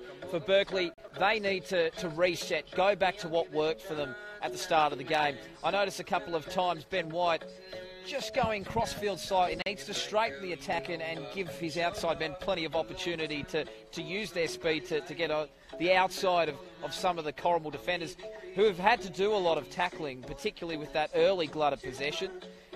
The break, I think, probably helped Corrimal as it turned out. We weren't sure who it was going to favour, but perhaps Corrimal didn't quite have the legs that Berkeley had out there, and it seems to have given them a second wind, the home side. Yeah, look, before Thomas Maloney did get injured, Corrimal had the spinnaker up and the wind in it, and they were really setting sail, really putting their movement down the field, and I thought they were really starting to edge in front of Berkeley, not on the scoreboard, but in the concept of the game.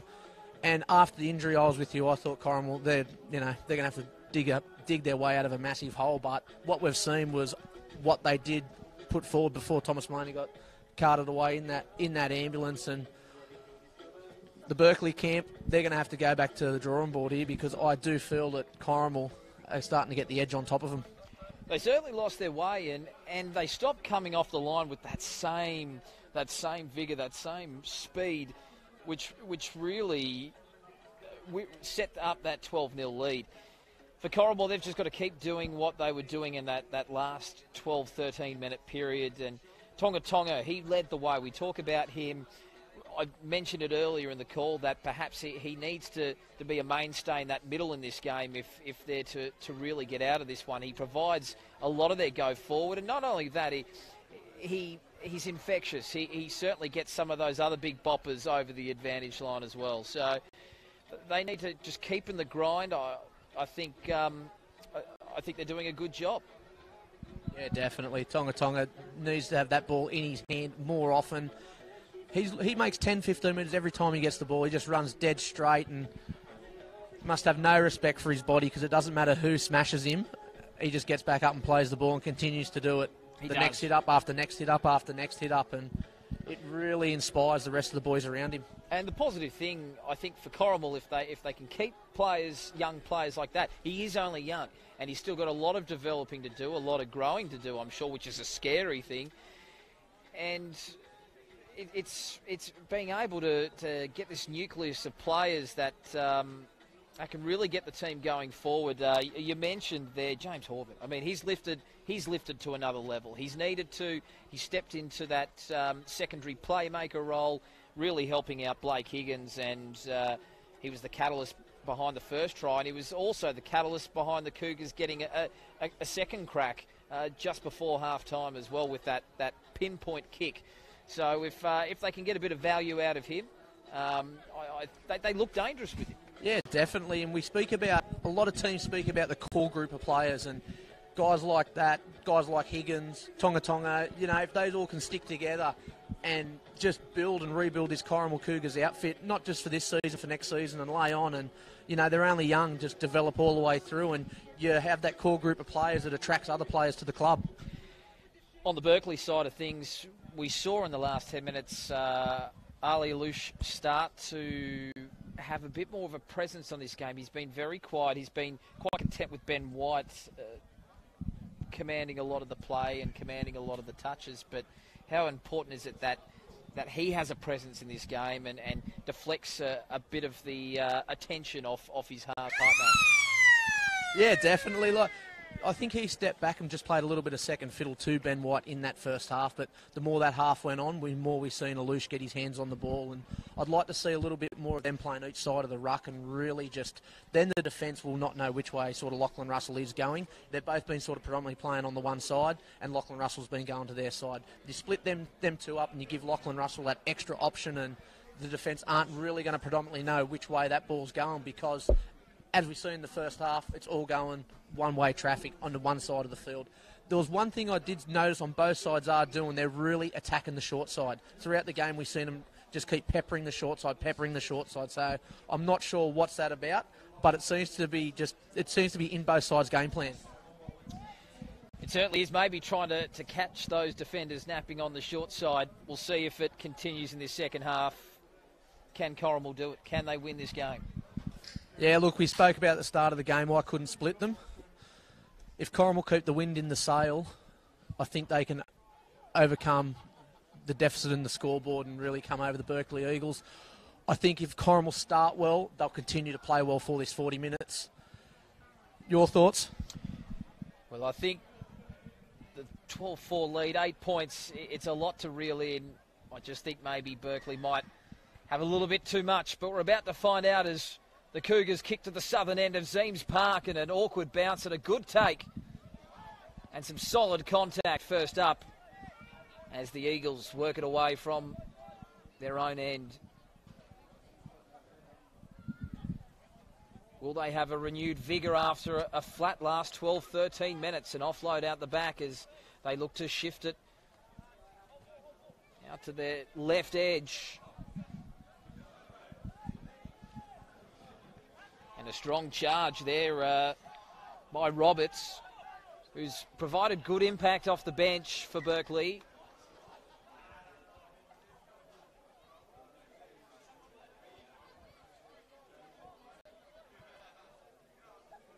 White turns it on the inside. They're up to the halfway. Moore with it. It was super impressive in the opening 20 of this game. Back for another stint. Now to White. He just checked his kick and it took a deflection and picked up by the Cougars. Not a good end to the set by the Eagles. Now, Smith at first receiver. Almost straight through, but a despairing tackle.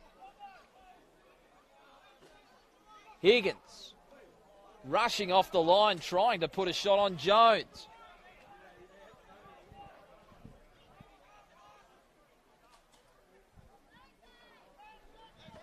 And there is Jones. Centre of the park.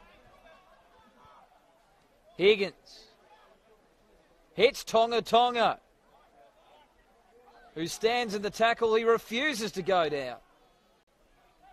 He eventually does. Last tackle, 25 out. Short side again. Higgins rolls it on the toe. It takes a deflection. This time, Berkeley, they dive on it, but they've gone into touch. Bit of luck there for the Cougars. A deflection from the Berkeley player and dived over, tried to keep that ball inside the white line, and the Corrimal defence just bumbled him over the sideline. And a massive chance here for the Cougars. 3 minutes into this second half, and I think the message is being run out there, hold the ball and let's get over that white stripe. And what a perfect opportunity. Just 2.5 minutes into the second half. They trail by 8. Would have looked the better of the two sides in the last 15 minutes or so.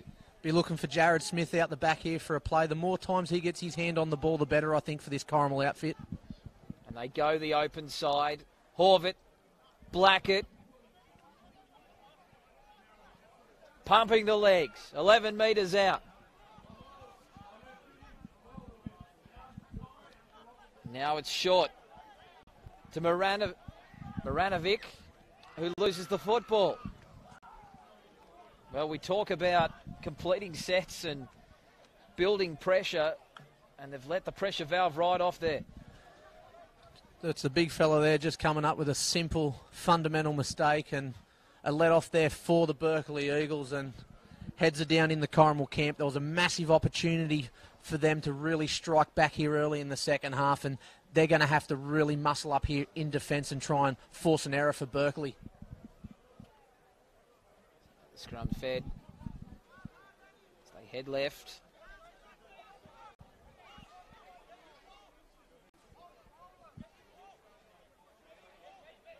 Berkeley somewhat shell-shocked by this Cougars revival. And they work it to the right. Strong defence by the Cougars, getting numbers in the tackle. Short side White. Again, turned on the inside, and that's Westman.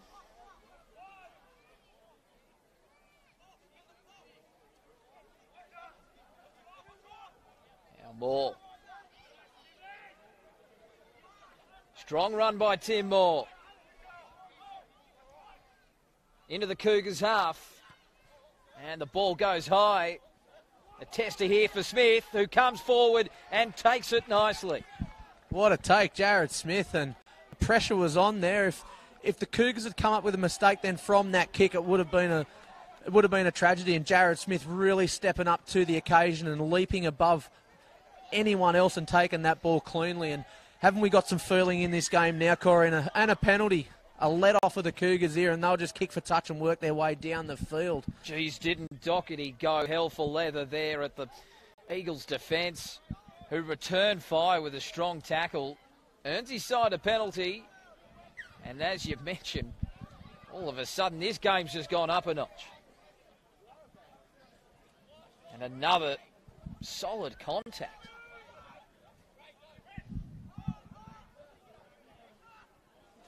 Higgins.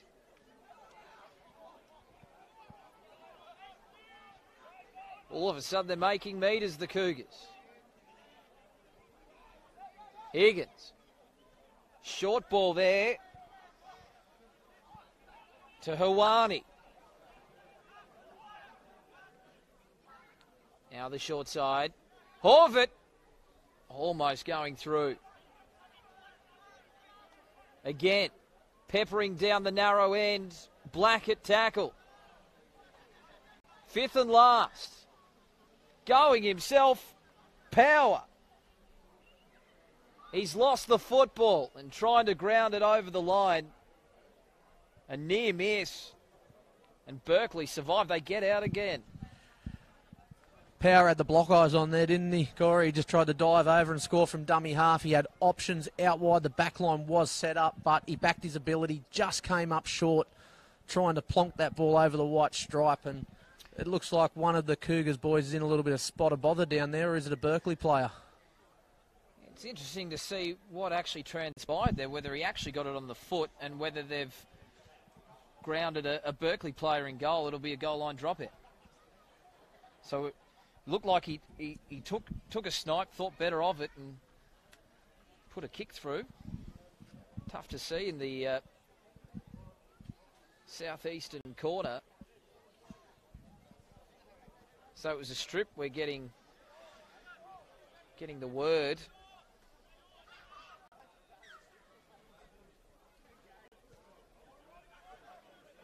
The kickoff down the guts to Smith and Billy White. Cuts the football up. Higgins. Tonga. Gets rid of one. Gets rid of two.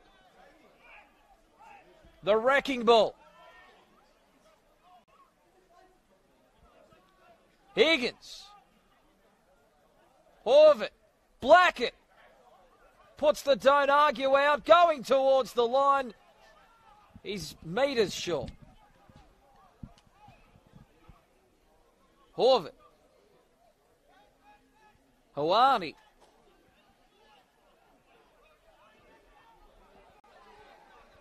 Five metres out. Looking for try number 2, Horvath. Higgins. Smith chiming in. Cut out pass. And Berkeley get it back, but they go into touch yet again. They'll get another set of 6. And they'll apply another set of 6 pressure on this Berkeley defence, and Corrimal just can't get that last pass execution correct, and they're so close but yet so far away, Corey. They've had their chances down, peppering this Berkeley Eagles try line, and there's a feeling there something's got to give very shortly. I don't think Berkeley can sustain much more pressure that the Corrimal Cougars are applying, and I really like the look of that pass, Jared Smith out the back. I think we're going to see a lot more of that for the remainder of this game. As I said earlier, the more times he gets his hands on the ball, the better for Corrimal. They're looking quite slick for a team that's lost their halfback. Now the scrum's fed. Higgins. Short ball. Blackett. Flick out the back. Rob with the football. Centre of the park. 3 metres out. They head right. Higgins. Inside Tonga. And a good textbook tackle. They bring him down first time. Still only a couple away. Horvath. Cut out past Blackett. He's got room to move. He's only a metre away. Horvath. Doherty. Standing start. Doherty. So close. And they go short. Again. White. Unable to get across. Last tackle. Looking for the repeat or better. Horvath on the boot for Corey. Coming through. It'll be a penalty. All offside. Another exciting passage of play there, Corey. They are looking like a side that they want to score points. They've got it in and they just can't get over the line. It's like someone, a short kid or something, reaching for that lolly up high. He's just so close but yet so far away. And what's this, the 4th or 5th set of 6 repeated at the Berkeley line? Can they find the chair to get that lolly jar? As now they cart it forward with White. Tackle 1 midfield. They're 2 metres out. Higgins. Smith. Dummies. Loses the football. After all that pressure, it amounts to nothing. And that is surely got to be a big confidence boost for the Eagles, defending their goal line set after set. They're up to the challenge there, the Berkeley Eagles, weren't they? And Jared Smith just wrapping around the back there, and it was good shape. The back line had it looked fantastic, that shape from the Corrimal Cougars, but they just can't seem to cross that stripe. And Berkeley holding in by the skin of their teeth there. And Lufau getting the Eagles out with a nice scoot, and followed up by another nice run. They've got them on the back foot all of a sudden, the Cougars. And a penalty as well. How quickly things can turn, Johnny Peck. It's a cruel game sometimes, rugby league, isn't it? We've just seen Corrimal peppering the Berkeley Eagles line relentlessly. And a flip of a coin change. We're down the other end of the field. Corrimal give away a penalty. Berkeley have kicked for touch and a fresh set of 6 tackles 30 metres out from the try line. And Corrimal are really going to have to stand up here. It could be a telling blow. Ray Simmons in 15.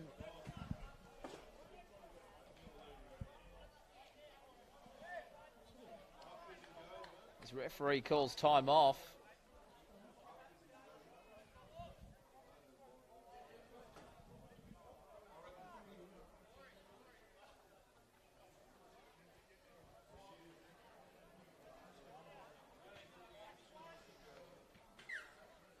Time on call. Now they work it out the back. It's gone backwards. Fortunately, White shovels it off.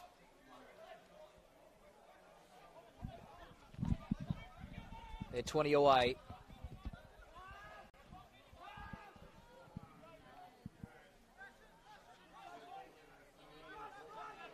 Standing in the tackle. That's good work by Joel Tubbs. Thought better of the offload. Now they go right. White taking it to the line, chiming in is Harrigan. The ball's loose, the ball's picked up, and they might go over. Oh, you bet they will. TRY. And it might have been Lufau who cut back on the inside and puts up the 3rd try for Berkeley. There was a little bit of a sloppy passage of play there, but it's resulted in a 4 points, and Corrimal, they definitely have their heads down after that. They peppered the Berkeley line relentlessly only moments ago, and they've just marched their way down the field, Berkeley, on the back end of a couple of penalties and 4 points, and Berkeley extend their lead. And what do the Cougars got to do now, Corey, to come back from this? Because we've seen them come back from the break so positive, and they put it into their rugby league out there and really showed that losing their halfback hadn't affected them, but we just see that. And can they lift their heads? They certainly can. They've got to cut out the penalties. You mentioned a couple of piggybacks, and they got that roll on. They need to cut out the silly penalties and really muscle up and try and stop them from rolling over that advantage line with sheer ease, which they did on that get-out set. And now a chance to land another crucial blow. It's 12 points at the moment, 14. Makes it a 3-try ball game and a long way back for the Cougars. Seen in the pre-season, Berkeley, they tasted success already. They beat probably a not full-strength Dapto side in that pre-season, but they've had a win. It might have only been pre-season, but they've had a win, and they're looking at another win here, 16 points to 4. But these Corrimal boys, I'm positive, I'm sure they would have loved to have come out here and start the season with 2 points, because they haven't had that winning feeling yet, and it would have been a good start for Corrimal to really put 2 points on the competition ladder. Well, one thing we have seen in this match is Corrimal won't go away. 16 points to 4, 25 minutes left. Oodles of time left.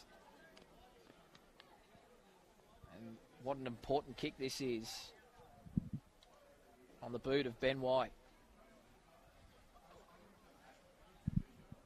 About 10 metres in from the eastern touchline. He moves in, strikes it okay. It's over. 18 points to 4. And all of a sudden the task gets a lot tougher. It does, and he struck that one nicely. What about the little dance up to the ball there? How good was that? I wonder if that's a copycat or if that's his own style, but it's good to see he struck it well, and Berkeley extending their lead 18 points to 4 and just making it that little bit more difficult for Corrimal to come back into this game. It's funny, some of the stances of those English goal kickers in both codes, League and Union, might have borrowed that off very well known English fly half, perhaps, maybe. Bring back the toe poke for me. Yeah, I'm with you on that one. So we're back with the play, and the Eagles, from being on the rack to being back in control.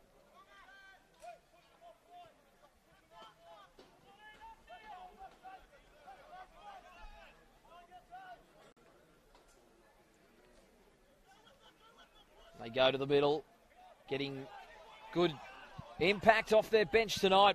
Westman with that football, taking the... Now it's in the 14, Roberts.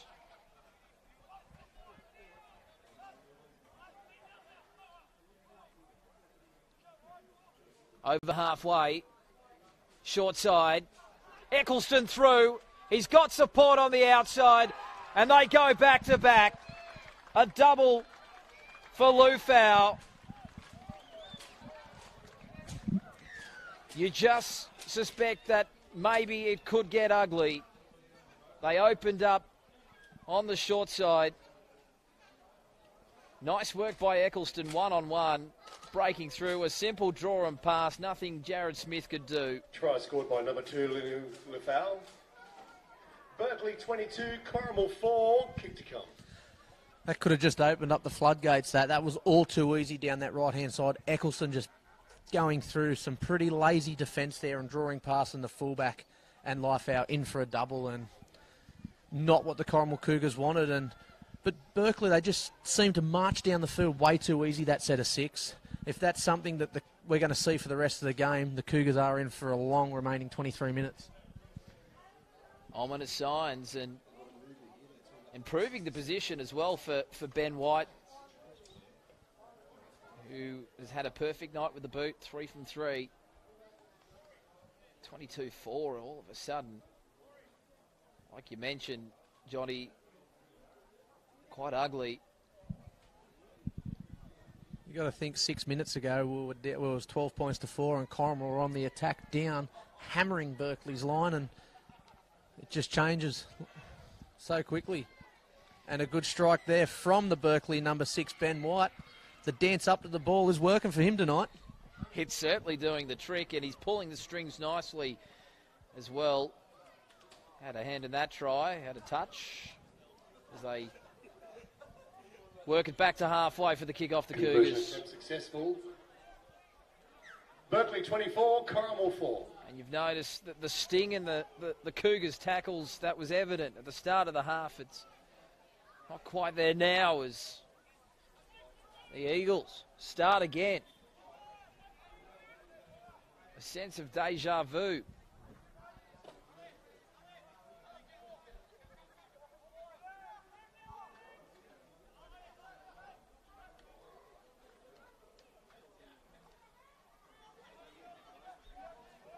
Westman with the footy.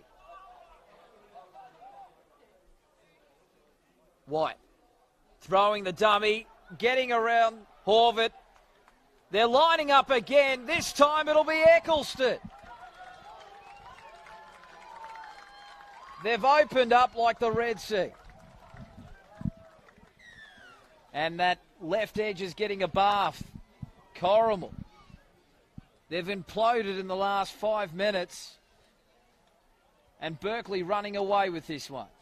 That man, Ben White, again, holding onto the ball, running to the line, and just... It's good to 4, see a halfback go to the line and just run and not just draw and pass. He just took the line on and it paid off. And Eccleston, he's got a bit of a motor down there on that right-hand side, but the defence of the Cougars on that left-hand side fringe, it's really going to have to tighten up because Corrimal in the last couple of minutes, Berkeley in the last couple of minutes, 2 tries down that side.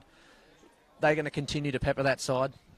I think we could hear Lufau screaming for the ball. He wanted a hat-trick, but nice work by Eccleston. He's had a lot of touches tonight, and what value you get out of outside backs that can come in and do the tough stuff and also really work well on the edge and create breaks.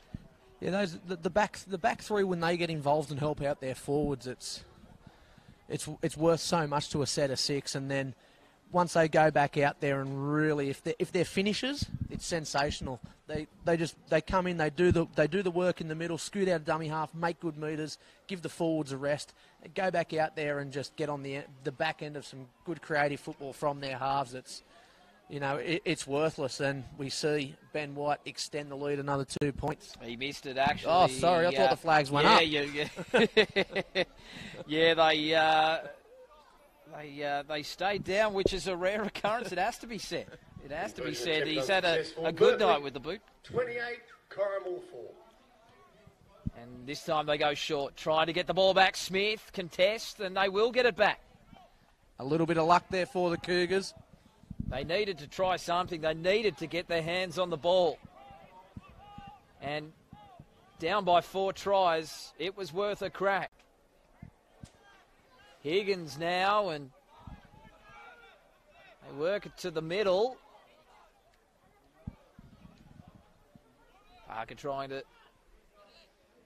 Power trying to find a way through. 8 metres out. Higgins, shaped to go inside, went to Horvath. Horvath stepping, weaving his way through, trying to go over. The defence has him locked up. Higgins. Again, they give it to Big Hawani. Centre of the park. Higgins. He's got Smith out the back. He's got Tonga steaming onto it. And they effect a good tackle. Centimetres out. Last tackle. They run it. Offload out the back. Horvath loses it. Now Berkeley can counter.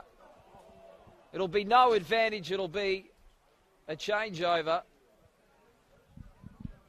Might have been a chance for an intercept there out there for the Corrimal Cougars. A little bit of hot potato there from the Berkeley Eagles inside their own area, but when you're in front by 24, the confidence is up and you can throw them sort of balls.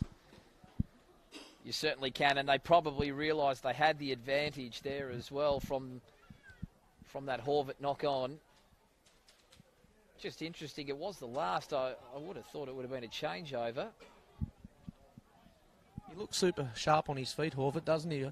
Until he sort of came into the into that halves position when Maloney went off. To be honest, I hadn't really noticed much of him doing much out there. I'm not putting him down or anything like that, but since he's come in and played as that playmaker, he's just come to the attention of us, hasn't he? He certainly has, and he hasn't looked out of place at all, which may be some nice food for thought for Sean Maloney going forward. There's plenty of soul-searching and plenty of thinking ahead at the selection table after that horrific injury to halfback Tom Maloney in the first half. So the scrum packs. Again, Berkeley working away. Can the Cougars stop them from finding more space out on that left edge?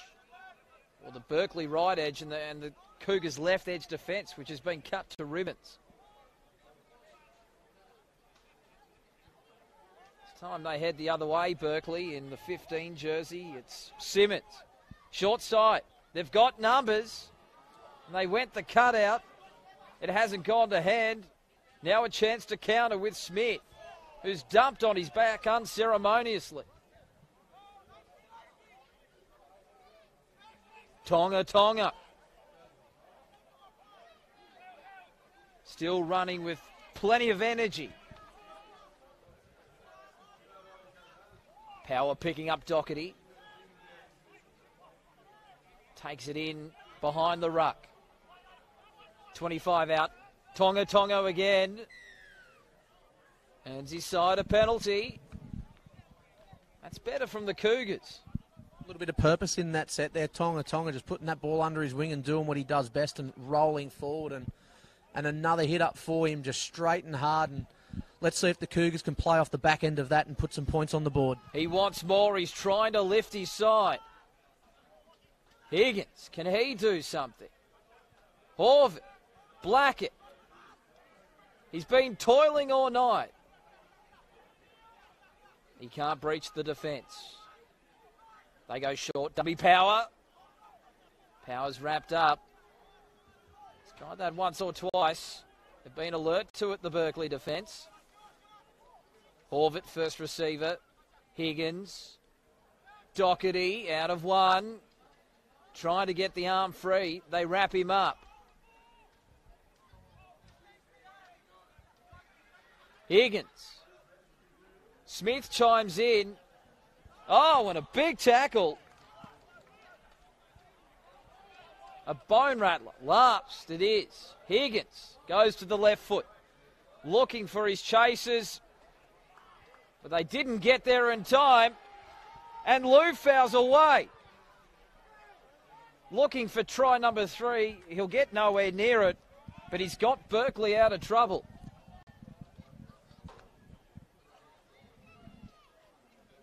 And another strong run.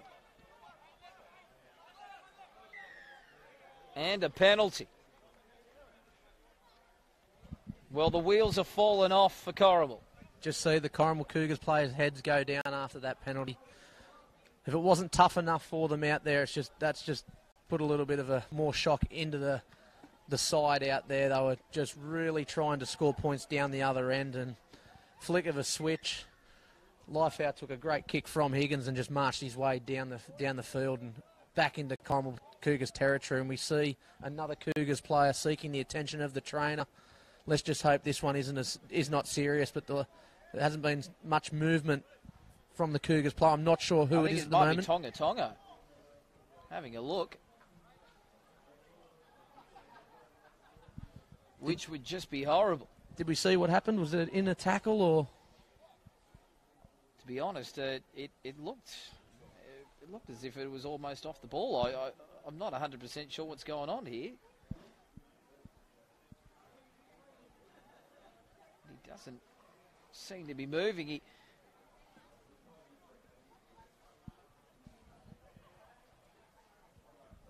It's like the sniper got him. I know that feeling. It's never nice. He's up. This is good. Good news for Corrimal. I wouldn't blame him if he was just trying to get his breath back. He has been a shining light for Corrimal tonight. He's taken a lot of hit-ups. Looks like he's had a head knock. He doesn't want to come off, but I think the trainer's telling him to come to the sideline. He looks a little bit dazed there, Corey. He's got the wobbly boots on. A bit like some of the Corrimal supporters tonight, I reckon.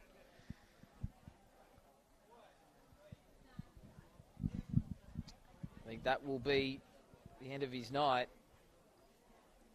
You would suspect as Hawani looks to get back in the action. It just rubs a little bit more salt into the wound for the Cougars, doesn't it? You lose your number 7, your playmaker, and then Tonga. He's probably been one of the best on the paddock for the Cougars tonight, especially in that forward pack, just putting that ball under his wing and just driving his way down the other end of the field. He was enormous out there for the Cougars. Well, someone needs to stand up in his absence, and they need to do it fast. Berkeley looking for yet another try. And they get into numbers, and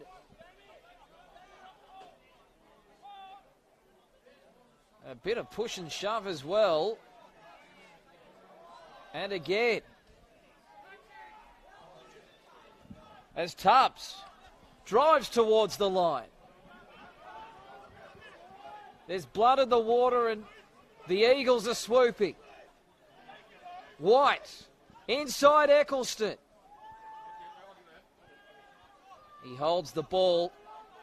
He thought about an offload. 9 metres out. White. They shift the ball wide. Whoa, quick hands. Almost an intercept. Could have been a try at either end. Instead, it'll be a scrum feed. Going the way of Berkeley. It was a good option there by the Cougars centre, just coming down and shutting that play.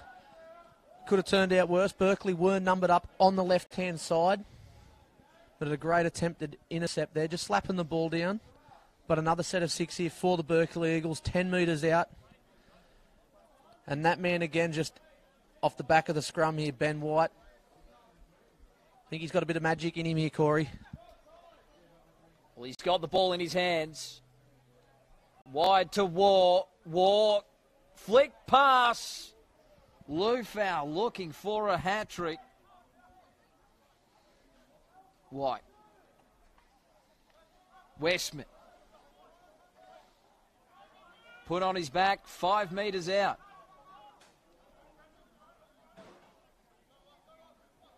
Now White. Roberts.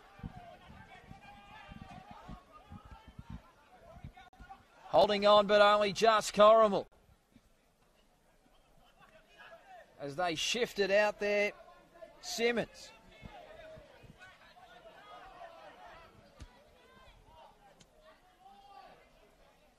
Wide to White. Eccleston. 1-on-1. Flick ball. Lufau. He'll get his hat-trick. And Berkeley are romping home to a big victory in round 1. Great work there by Jake Eccleston. He really stood up his opposite number there and produced a bit of room there out for Laufey to cross over and get a triple for the night. And again, that left-hand side for Corrimal, just leaking points relentlessly.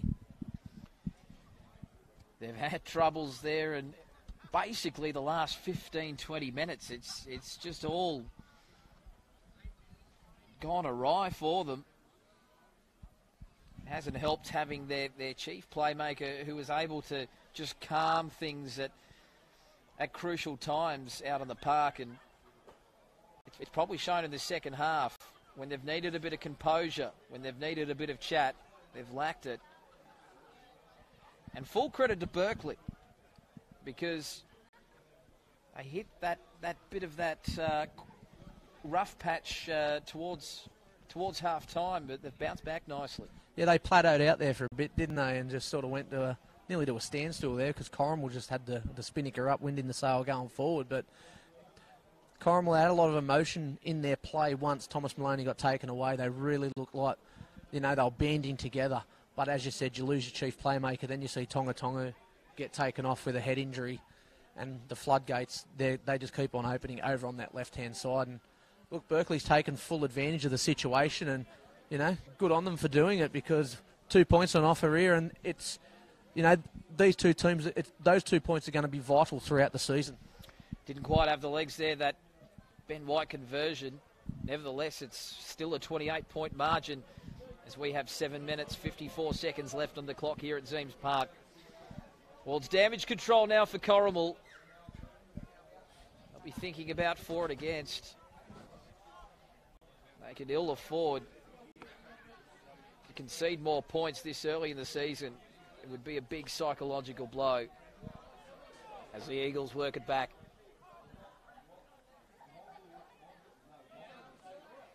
They've been super impressive tonight.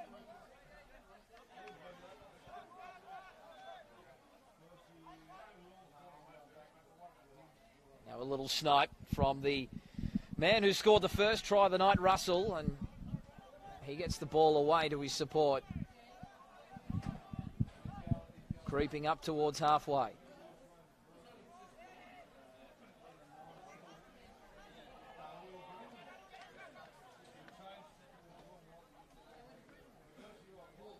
And again, probing is Russell.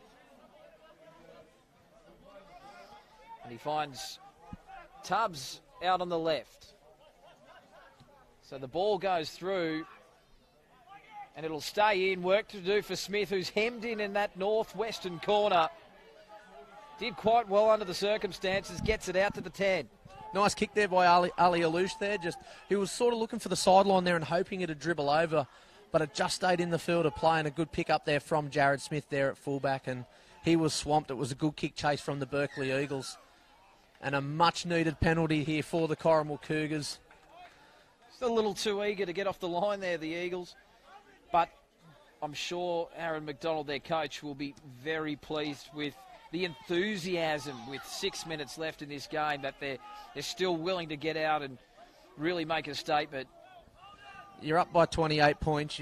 You ought to have enthusiasm. The tails are up. Yeah, the tail's up. If you're behind by 28 like the Cougars are at the present moment, you know, they're the ones with their heads down. But the Berkeley Eagles still coming off their line. And so they should be. They've been deserving in this victory tonight. They've put the foot on the throat when it counts. Now the Cougars are looking for mere consolation. Higgins. Horvath turning it on the inside.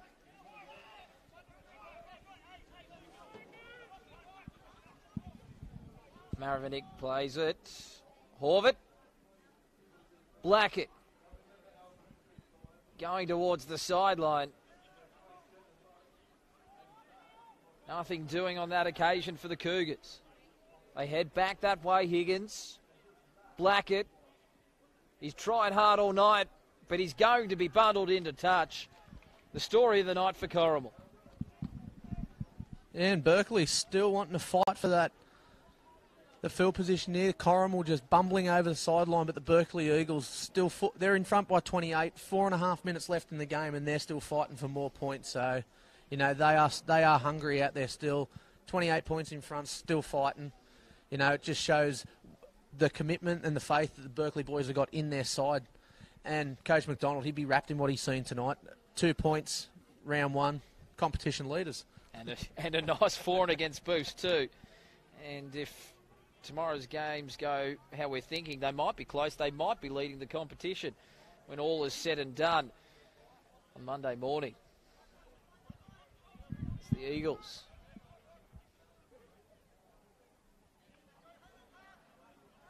With the football.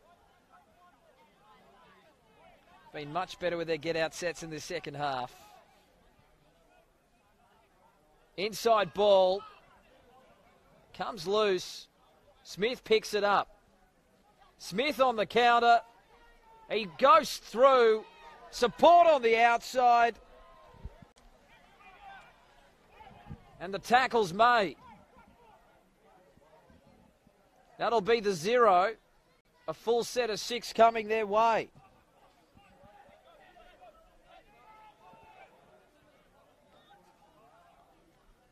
Higgins. A juggle and brought in by Jones.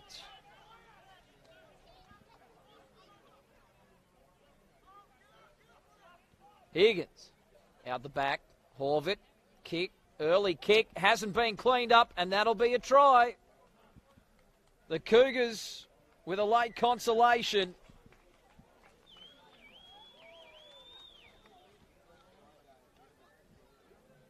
Just looking to see who dotted down in the corner.